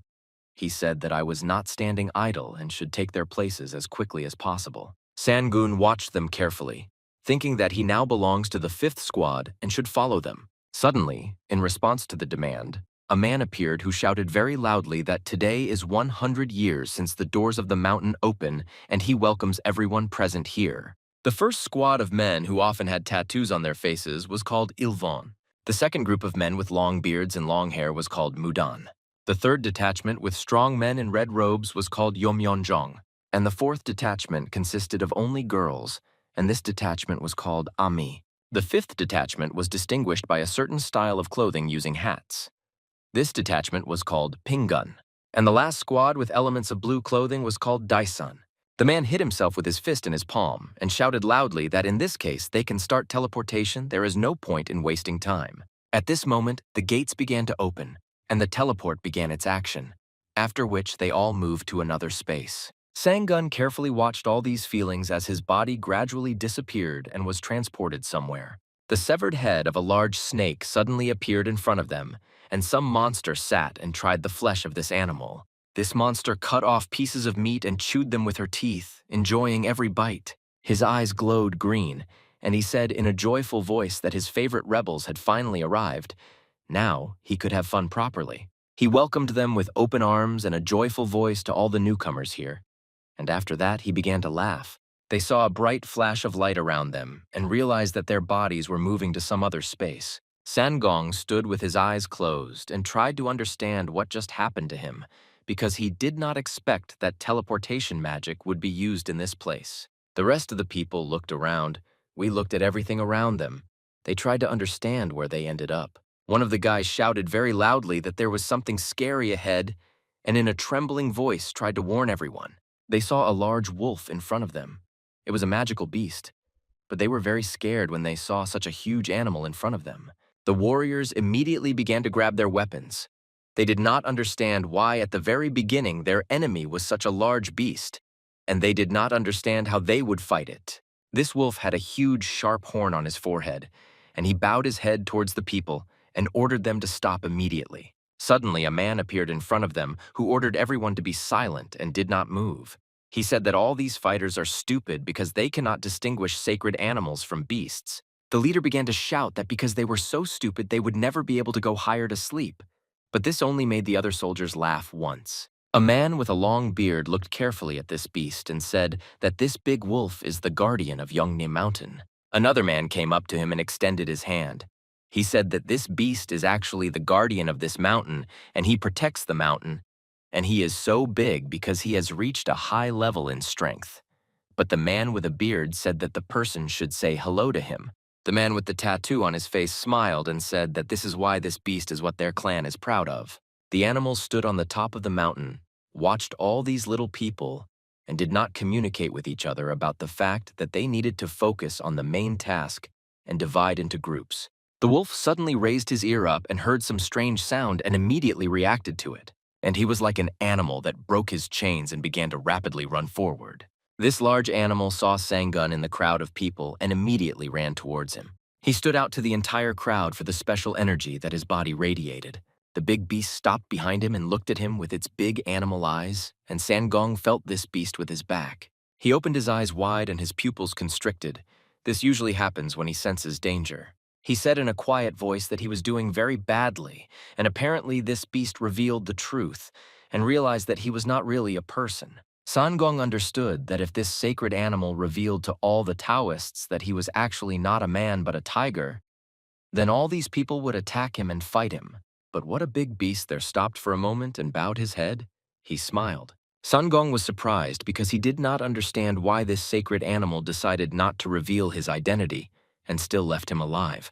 A man came up to him from behind and touched his shoulder with his palm. Sanggun reacted to this touch and turned his head to look at this man, after which the man said that they don't need to stand in one place rooted to the spot and they already need to move forward with the others. He pointed to a column of people who were already walking forward one after another and said that they were all leaving and we needed to catch up with them. People could be heard talking in the mountain, and one of the guys asked another if he had really been inside the mountain 100 years ago. The second guy replied that he remembers that he saw many medicinal herbs that he could not, and remembers it as clearly as yesterday. The girl suddenly stopped and said that if this is true, then they are not sharing herbs together. But no one knows whether this is the right way or not, and it seems to her that they are trampling under the same place. In front of them was an old man with gray hair who stopped after he heard their indignation. He turned his head back to look at them and began to laugh. And after that, he asked the girls to trust him and said that for him, it was all only in favor. But one of the girls didn't like his smile and his stupid laugh, and she said that if he suddenly thinks of something bad, he won't be able to avoid his death. At that moment, there was a sudden splash of blood, and no one understood what had just happened. The girls looked back in fear, and a mask of horror froze on their faces after what they saw. In front of them stood a large bloody demon who was emitting terrible red energy, and this demon was holding one of their friends by the head and dragging the girl behind him, screaming and asking for help. The leader of this group of girls was shocked when she saw an evil spirit here, and she did not understand how he got here. But he demonstrated his dominance when he was next to them and was absolutely not afraid of these girls. He was already anticipating how he would eat their delicious bodies and licked his lips and his teeth with his tongue before. It was quiet and calm in the forest, and large clouds flew across the sky. But suddenly people appeared who moved very quickly through the air, jumping from one tree branch to another. The guy told the older student that all the other participants were left behind, The older student replied that he didn't care about it, and they didn't come here to study botany. He shouted very loudly that if all these people were left, they might be killed. But he was not interested in the lives of these people. He looked down and said that they were attacked by enemies and they needed to stop immediately. At that moment, other people from a parallel detachment were approaching them from behind. The man stopped and put his palm forward and created a ball with a white flower inside. After that, he immediately made a dash and began to run away somewhere, absolutely not paying attention to others. They became very interested in why the senior student was behaving so strangely and why he ran towards the horses that were nearby. The senior student's hand was stained with dirt because he had been touching the ground with his fingers for several minutes and digging a hole. Suddenly, he took out the skull of some strange animal from the ground and said that he had finally managed to find this object. The younger student said that he was surprised that the older student was looking for this particular item and asked him if the teacher had asked him to find exactly this. The senior student explained that this is a rare egg and a golden lichen always grows under it, and it is very special. And the teacher used to say that it was not time yet and hid this egg back here, but now it is just perfect. The senior student felt triumph and began to come up with his cunning plan. He said that now I can't afford much, but at that moment, who's ordered them to stop? People appeared behind them and said that they had studied something here and would not allow these guys to just pass by medicinal herbs. The senior student said that he does not understand what the Daesun squad is doing here. But the leader of the squad, Tayson, smiled and said that it was now clear to him where their friends were running so quickly. But now it was clear to him that they were looking for such a valuable thing in these lands. The older student replied that they found this item first and it belongs to their squad, so they are not going to share. But the leader of the detachment, Tayson, called his warriors to him and said that he was absolutely not interested in a diplomatic solution to this problem. He would simply take this item by force. The senior student, in a loud, irritated voice, asked him what he wanted, and if he attacked now, a war would begin between their clans. But the leader of the squad, Tayson, just smiled and said that if two squads looked at the same thing, then they should measure their strength. But the older student was not happy that they wanted to start a fight now, because this was not part of his plans. The leader of the squad, Daesun, hit his weapon with all his might and then shouted so that only the winner could take the prize for himself. Sang-gun at that moment was very worried about something, and his pupils were tense, as if a real hunt was being conducted for him. But in fact, he pulled out the root of a medicinal plant from the ground, and then shouted in a joyful voice that he was finally lucky. He held this root with his fingers and said that this paradise is already more than 150 years old, and this is a real treasure for him. After that, he took out a tool for digging roots from the ground and said that he probably has the talent to dig one without a single scratch on it. But suddenly, he threw away the tool for digging weeds out of the ground and said that he didn't think at all. He strained his vision and said that it was very dangerous and he almost got a taste and forgot why he came here. And he didn't come here for that at all. He suddenly began to get angry and thought that he could destroy everything here. But suddenly, his partner ordered to quickly catch up with them because everyone had already gone ahead a long time ago, and they could not catch up with them only because of Sang-gun. At this moment, the dark spirit was sucking the life out of the dead girls he had just killed and enjoying their youthful energy. He approached their face with his own face, and with the help of his mouth sucked out their souls. The old man at that moment bowed down to this evil spirit and called him the Great Samgvi. He asked the evil spirit if he liked everything and if he was happy with such a sacrifice. But the evil spirit asks him to throw the dead corpse of the girl onto the ground and says that he cannot be satisfied with such a gift. The evil spirit pulled out a yellow capsule from his tongue and said that such weak girls cannot be his rivals, and he wants to find real nicknames who can fight him. The old man sweated with fear and said that there were still many Taoists left, and the evil spirit would definitely like someone. And the old man asked the evil spirit to fulfill what he promised. But at that moment, the spirit simply broke the golden capsule with 2 fingers, and it scattered into many small pieces. He started to get very angry and said that he is one of the strongest spirits on this planet, and he always keeps his promises, unlike stupid people. The old man understood that it was impossible to quarrel with this creature now, and told him that everything was so, and he did not want to somehow offend the evil spirit. The demon began to walk forward and ordered the old man to immediately take him to other people because he doesn't want to hesitate because it tires him. He smiled and said that from now on the real hunt for stupid people begins. The soldier ran forward very quickly and tried to keep up with his prey. He screamed very loudly that he couldn't let her out of sight and needed to catch up with her. He and his partner surrounded the prey on both sides and tried not to miss it. One of the guys jumped up and swung his weapon over his head to strike. He hit the ground with his hammer with all his might and threw the creature aside. And the monster didn't like this blow. And after that, he started growling very loudly at this guy and showed him his teeth. But at that moment, a sharp spear flew into his head and nailed him to the ground, not allowing this monster to get up. Their leader said that these soldiers were pathetic weaklings because they could not cope with him without his help. He shouted at them and asked why they were being so inattentive and said that you shouldn't underestimate your prey. The soldier turned to the senior student and said that they were finished with this monster, and the leader replied that this was good news and did not begin to discuss among themselves the price for which they could sell the dead bodies of this monster. But suddenly, some strange monster appeared behind them, emitting very strong red energy. One of the guys shouted very loudly that they needed to be careful because a new opponent was approaching them from behind. An evil spirit was approaching them and looked very dangerous. They did not understand who he was, a person or a monster, and their leader replied that it was an evil spirit.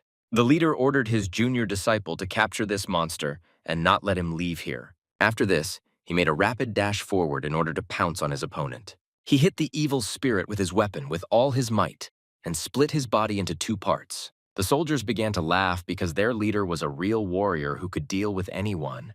But after a few seconds, they did not see the terrible picture, as the evil spirit, with one blow of its claws, divided the body of their leader into two parts and cut off his head.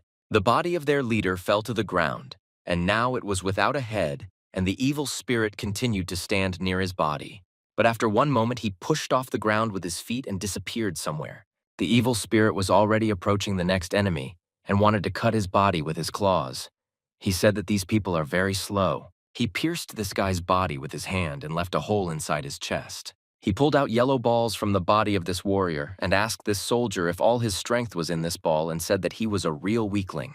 He looked at the other opponents and said that if this enemy has such a small ball, then the other opponents don't even have that much strength, and he feels sorry for looking at it all. The soldiers were scared after they saw that it was an evil spirit who made them partners, and they began to run away in different directions out of fear. The evil spirit began to laugh when he saw the fear in the eyes of these people.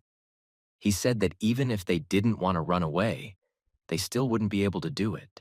In the forest, hunters found traces of some animal.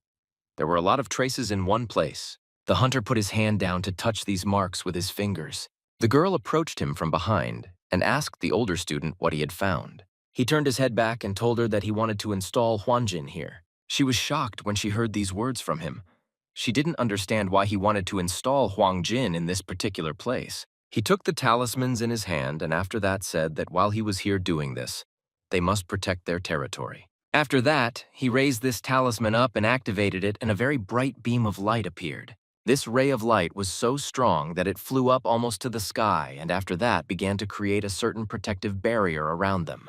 The girl put her hand forward and said that Huanjin is installing here, and all the other servants should now mind their own business and not interfere with the senior student. He was completely focused on installing this talisman and ordered everyone to be on alert and not let anyone get close to them because there is someone else here besides them. Suddenly, in the fog that was in this area, silhouettes of some people appeared who were approaching them. One of the guys said that it was him, and he is 100% sure of it.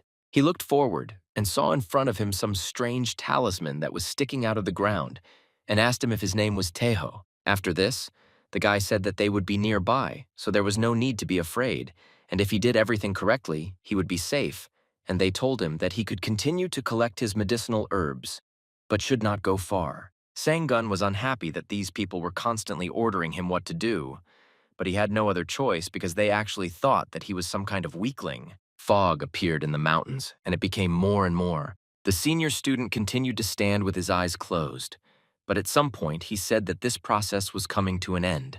He raised his hand up and said that I don't know what's going to happen, and that's why he should be concentrated. Suddenly, someone approached him and asked the senior student why he installed this artifact here because no creatures were visible here, and he immediately asked his partner if she had ever heard anything about Yoyukuhak.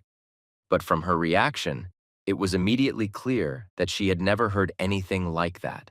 He explained that this is a very evil spirit that has been living here since the time of Manbo, and at that moment a mink appeared in front of them. The soldiers looked at this small animal in surprise and asked each other if such animals really lived here. He took out his weapons and said that he was bored just standing there. He wanted to glorify this little animal. The senior student explained that this spirit looks very cute despite the savagery and terrifying power that is inherent in it, and at that moment the mink turned into a real monster that was able to progress the body into a warrior through and through.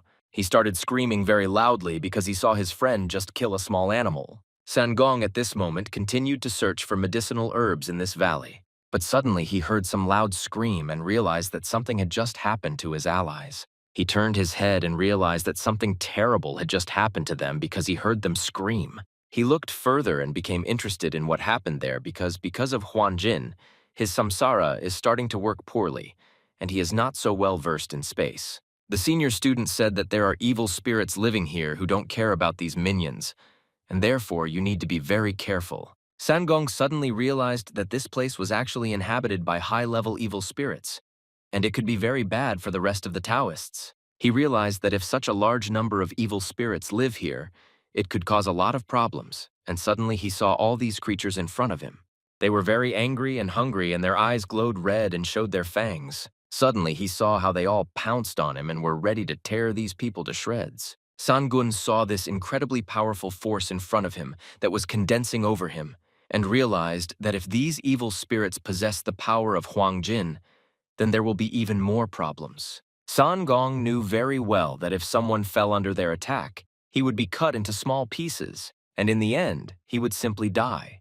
He watched in horror as these creatures created a whirlwind of sharp blows that cut everything that came in their way. He did not have time to dodge this whirlwind and felt it approaching him and beginning to destroy him. These creatures were so strong that everyone who fell into their vortex completely died. All that was left was small drops of blood. But Sangun was not as weak as all these people who were with him, and therefore he managed to get his weapon in time and began to fight off his opponents. He knew that they did not underestimate him and had no idea how much power he actually had, because his appearance could be deceiving to them. The girl said in a frightened voice that she did not know that there were such spirits as these, and asked the senior student if they should leave this place. But the older students replied that they should not behave like cowards, and those who do not take risks do not drink champagne, so you can only fight against them with the help of Huan Jin. He narrowed his eyes, looked at her, and said that as soon as I don't come here, they will immediately be able to fight back, but they need to be vigilant. San Gong fought off all these little rats until he destroyed them all, and when he saw a bunch of corpses in these animals, he asked who they were because they attacked him so sharply that he killed them all out of fear. He was very surprised that such small creatures had such incredible power. He scratched his head with his fingers and said that all the servants who were with him died, and he doesn't understand what to do next, because he doesn't want to stand here alone. But suddenly he decided that no one sees him. He will take all these spirits for himself. But suddenly he stopped and felt that you were very strange next to him, as if he was not alone here. Sangong turned his head to the side and looked at this creature, after which he asked him in a rude voice who he was. In front stood the silhouette of some monster with long hair, and this monster had one eye that glowed with a bright white light. Sangong continued to look at this man and waited for him to come out of the wall so he could show his face. But suddenly he saw a guy from the Pingong squad in front of him and realized that this was actually not a monster, but just an ordinary Taoist. Drops of blood fell to the ground and created a pool of blood. A man threw up a ball wrapped in seals and played with this ball as with an ordinary ball. They stood on the edge of a cliff and were hard to see because of the fog that was in these mountains. One of the guys said that it was in this place that they installed Huangzhong, and this was probably a Taoist from the Pingun detachment.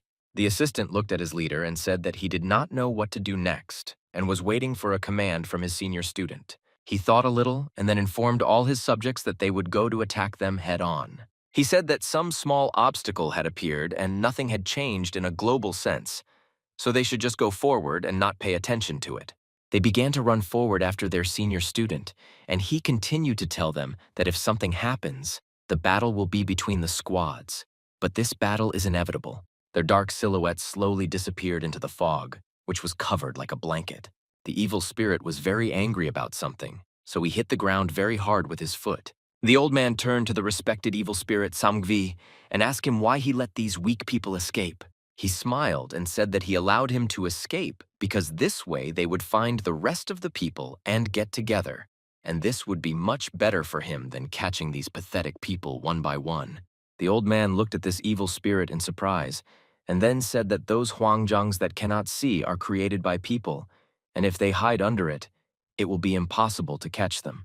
But Samgvi answered this old man that he had already thought out a plan for how he would deal with this, and grandfather shouldn't worry about it. He showed his hand from which at that moment a large number of centipedes crawled out, and said that these were his little children who would help him cope with this. He ordered his little insect children to go ahead and find Huang Jin's cores. The insects listened to the order of their creator, and then immediately went to complete tasks. He opened his palm and released all his insect children forward so that I could help him complete this mission as quickly as possible. Samgui smiled his nasty smile and again licked his lips with his tongue and said that the Huang Jin who protect these people will soon become the cemetery of these Taoists. The fog became stronger and stronger, and every minute it was less and less visible in front of us. The Taoist began to laugh and said that in order to avoid danger, he immediately rushed to Huang Jin but met an ordinary private who knew nothing about it. He said that for some reason he was very unlucky today. But Sangun scratched his head and thought about what he had done wrong to him. But suddenly the very people who wanted to kill him appeared next to them and did not mock the fact that he was able to escape from them. He looked at these people with a frightened look and could not believe that they were already here and did not understand how they could find him so quickly. Their leader began to laugh and ask this weakling if he really gave up so quickly and did not want to fight with him further. Sangong suddenly realized that these guys from the Daisang squad decided to attack another Taoist squad. But why did they do it?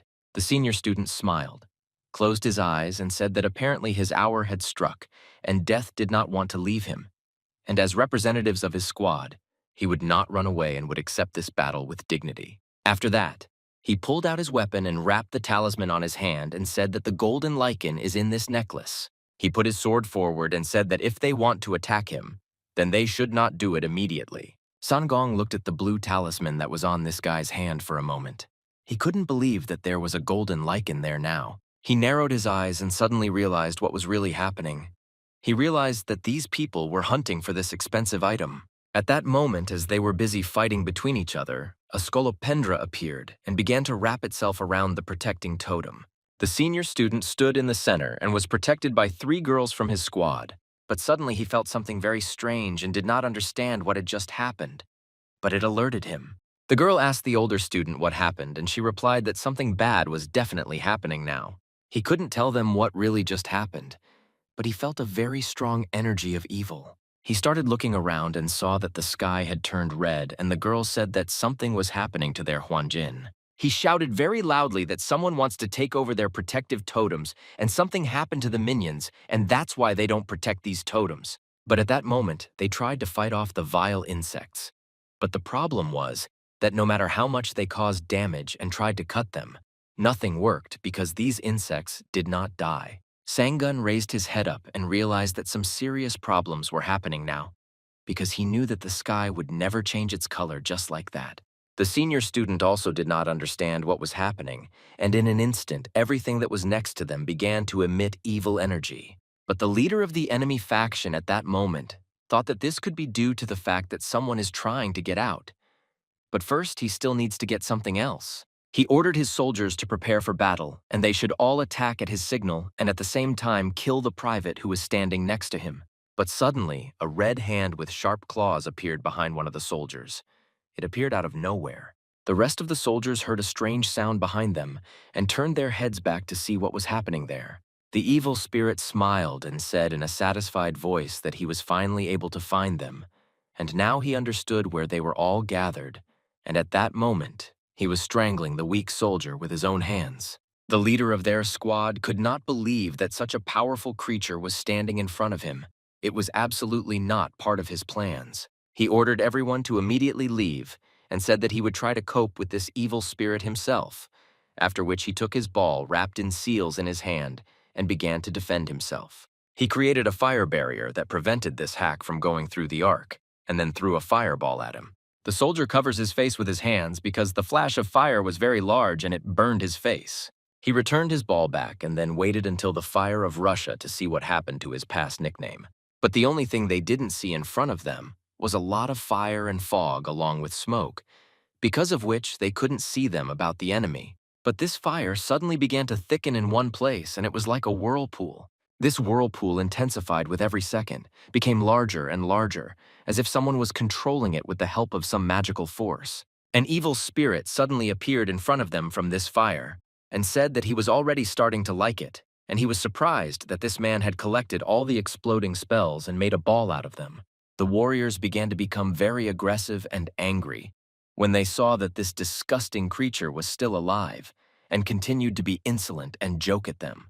But the demon opened his hands and then said that they could attack him right now, and he was ready to fight them all at the same time.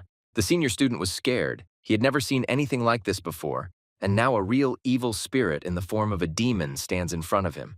Sangong said that this vile creature is completely red in color as if it was made of blood, and it looks disgusting. But the demon at that moment hit one of the opponents with his hand and cut his body into 3 parts, after which he immediately died. When he dealt with one opponent, he immediately headed to the next one in order to destroy him, and Sangun at that moment drew attention to the 2 horns that were sticking out of his head and said that they looked terrible. One of the Taoists tried this demon with his big hammer and wanted to hit him on the head, but the demon was able to notice in time that I was attacking him. The evil spirit used 2 protective balls that were hidden in his hands and threw these balls in different directions. Thanks to the fact that he scattered these balls in different directions, he was able to immediately defeat 2 opponents who wanted to inflict damage on him. The leader of the squad was very angry, and he used his ball so that his most powerful spell hit the body of this evil spirit. He began to burn this evil spirit with the help of his fire and hoped that this would help him completely destroy it. He spent all his strength and energy to destroy this demon once and for all, and when he was completely powerless, he sat on his knees and hoped that he managed to do it. But he saw an evil spirit in front of him, who seemed to him to have received absolutely no damage and simply stood in front of him and looked at him as if he were prey. The senior disciple said that he could not believe his eyes, because all the Taoists who had just fought against this vile demon were destroyed in protected seconds. But Sangun at that moment already began to understand what was really happening here, and the sense of danger increased several times. He looked at this evil spirit and said that this is one of the strongest evil spirits that exist in this world, and his name is Sangvi. When the demon heard this guy's words, he immediately turned his head towards him and looked at him. Sangun and the senior student at that moment felt a trembling all over their bodies. They were seriously scared because it's not every day that such a terrible creature looks at them. They understood that he was now approaching them closer and closer, and there was an urgent need to figure out what to do with him next. Sangong bit his lip because the skein stood up and was a little calmer, and he thought that he did not have enough strength to fight this monster and he would simply die like the rest of the Taoists. He understood that he would not even be able to get out of this protective dome in order to simply escape from here. He suddenly made a sharp movement with his hand because he had a plan. Sangong sat down on one knee and bowed his head in front of this great evil spirit. He said that he admits his weakness in front of Sangvi. He thought that he didn't know what would happen next, but he knew that this evil spirit had the same origin as himself. Sangvi raised his head up and was surprised when he heard such words of subjugation from this weakling, and he became interested in playing with him. Sangvi stopped for a moment and looked at this guy. He said that he was a very interesting young man and was not like other people. But the senior student at that moment began to get angry and shout to the guy that he was a fool, because even if he was afraid, he did not have the right to worship an evil spirit. Sangvi scratched his ear because he was starting to get annoyed by the stupid grumbling of this useless man. He hit this man with his claws on the body with all his might and tore him to shreds. Sangvi asked Sangun if he really denied his human origin, and he renounced it so easily that he even became interested in communicating with him. Sangong saw how easily this evil spirit had just destroyed a person and couldn't believe his eyes. Sangvi looked at this guy and saw right through him. He said that there was now an animal sitting in front of him that hid among people and pretended to be a person, and he became interested in him. He looked at him with his demonic eyes and said that a war was developing between them and people because of this. Many Taoists left their places and fled, but he was not able to resist these Taoists. He narrowed his eyes and looked at him with a dissatisfied look. He said that if they suddenly found out that he was a man, then he would be finished. Sangong tilted his head down and the evil spirit asked him why he came here and what he was looking for here. Sanggun understood that if he made a mistake now, he would end up dead and die, and he simply replied that he was looking for the Sawal treasure here. Sangvi looked at him in surprise and pressed his lips to him. He became interested because he didn't think that this guy came here just for this. After that, the demon smiled and showed his sharp teeth to this guy. After a few seconds, he began to laugh very loudly and covered his eyes with his hand because he could not stop his laughter. He pulled out a large object made of jade from his mouth, and this object looked like a bowl, and after that, the demon asked if this is what he was looking for. Sangong was shocked when he saw this item in the hands of the evil spirit and could not believe that he had it. Samgzivi began to laugh and said that he could imagine that the tiger came here and turned into a man, but he could not believe that the stupid tiger came here for the sake of this object. Samgvi ordered him to be his warriors, and because of this, he will pay him with this item, and this will be their agreement. Sanggun couldn't believe that this evil spirit was now offering him such a terrible deal. The demon said that now his condition leaves much to be desired, but although he devours these powers of people, it costs nothing. He needs to return his former power. Grandfather, at that moment, was examining the bodies of the corpse, trying to find valuable things in them.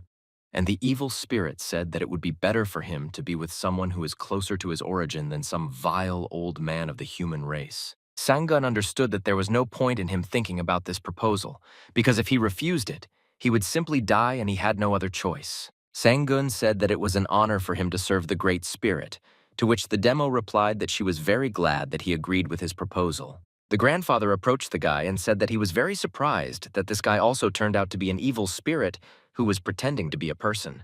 But Sanggun was very angry now and looked at this guy with his animal eyes. Grandfather smiled and said that no, he doesn't want this guy to look at him with that look, and explained that everyone has their own circumstances. He said that he worked 24/7 for 100 years for this moment to come. If there is hope that he can live a little longer, he will give this demon everything he asks for. After that, he smiled at the old man and said that that's all that worries him at the moment. Sanggun continued to look at him with his dissatisfied gaze, and with all his appearance, showed that he didn't like it all. Grandfather said that they must go forward because they cannot lose the way. If they lose it, they will then never be able to get out of here. The girl stood and looked at the red sky that was above her head. She was very scared because she had never seen anything like this before. It caused horror in her eyes. The senior student asked her not to worry about this because the center of Huangjiang is he, and he will defend it to the last. But unfortunately, he will not be able to hold out for long. He said that while he was here, she should go and check all the protective pillars and gather all the minions. But suddenly they heard the voice of this evil spirit who told them that there was no need for this because he had already come here. He said that now they are the only living people left in this dome, and it is unlikely that anyone will be able to come here to help them. He broke this protective dome with his hand and said that no one could save them, and it was time for them to die. He could not believe that the center of the dome was destroyed with such ease, as if it was no problem for him to destroy this dome at all. The girl said that she would defend this place to the last drop of blood and struck the enemy with her sword in the hope that this would somehow help fight him off. But the enemy suddenly disappeared somewhere. A strong earthquake began around them, and a very large fog appeared that prevented them from seeing each other. The girl fell to the ground, but when she started to get up, she didn't see anything. She called the senior student in a voice to understand where. But when the fog in front of her, she saw a terrible picture, after which she could not breathe normally, and she became very scared. She saw in front of her the elder sister and the senior student. Their bodies were torn apart by this terrible monster, and the weapon that was in their hands was broken. She immediately started screaming in horror because she couldn't believe her eyes, and everyone who was next to her had just died in 1 second. But the evil spirit began to get angry because he was irritated by the vile scream and stupid girls, and he threw his fire sphere at her. She continued to stand and cover her mouth and hands because she was very scared, and she didn't know what to do about it. But there was another defender nearby who immediately grabbed her weapon and pulled it out of its sheath. She stuck this weapon into the ground with all her might, and after that, ice began to appear around them, which surrounded everything. This ice began to envelop the yellow fire sphere that the demon threw at them. She used all her strength to create a barrier that would not allow this fireball to pass through it. destroy many of them. Her strength was not enough, and the ball still broke her barriers. She saw this fireball appear in front of her face and get closer and closer to her. No matter how hard she tried, she still could not cope with such a powerful sphere of fire, and this force defeated her, after which her hat flew to the side and splashes of blood appeared, and drops of blood began to fall to the ground, creating a puddle. She held her other hand with her hand and tried with all her strength to stand on her feet, but her strength left her more and more. The demon was surprised when he saw that these two girls were still there. He couldn't believe that I couldn't cope with him. And despite the fact that he inflicted almost fatal damage on them and not everyone is still alive. Sangun looked at this girl and thought that she tried bravely to fight off the blow, but in the end, she would not die from the hand of Sangvi. He started laughing and said that he was surprised because she was able to fight off his fireball and her soul was unusual. He looked at these girls and thought that if you are weak, you will definitely be eaten in this world. But it seemed to him that this was a stupid law of the universe. He heard the voice of a girl who said that if you came to Yeongnam Mountain, then you become the target of a stronger enemy. And at that moment, he realized that he had heard this voice before and would never confuse it with any other voice. He looked at the girl who stood in front and was just defending herself against this demon and realized that he recognized her facial features. He took a closer look at her and recognized the white hair that was on her head and realized that this was the same girl he thought. Yes, it was that same little girl named Chow who constantly called him her husband, and now she is standing in front of him. He saw her blue eyes and immediately all doubts about her being that girl disappeared. He couldn't believe that Chow was now standing in front of him and looking at him, but he didn't understand what she was doing here and why she came. The demon was happy at this moment. He did not expect to see a girl of white blood here, and for him it was a real gift, and he wanted to destroy her right now. Chow looked at this demon in fear and understood that he looked much scarier when he approached her. Sangun understood that he was now in a difficult situation, and he urgently needed to decide what to do next.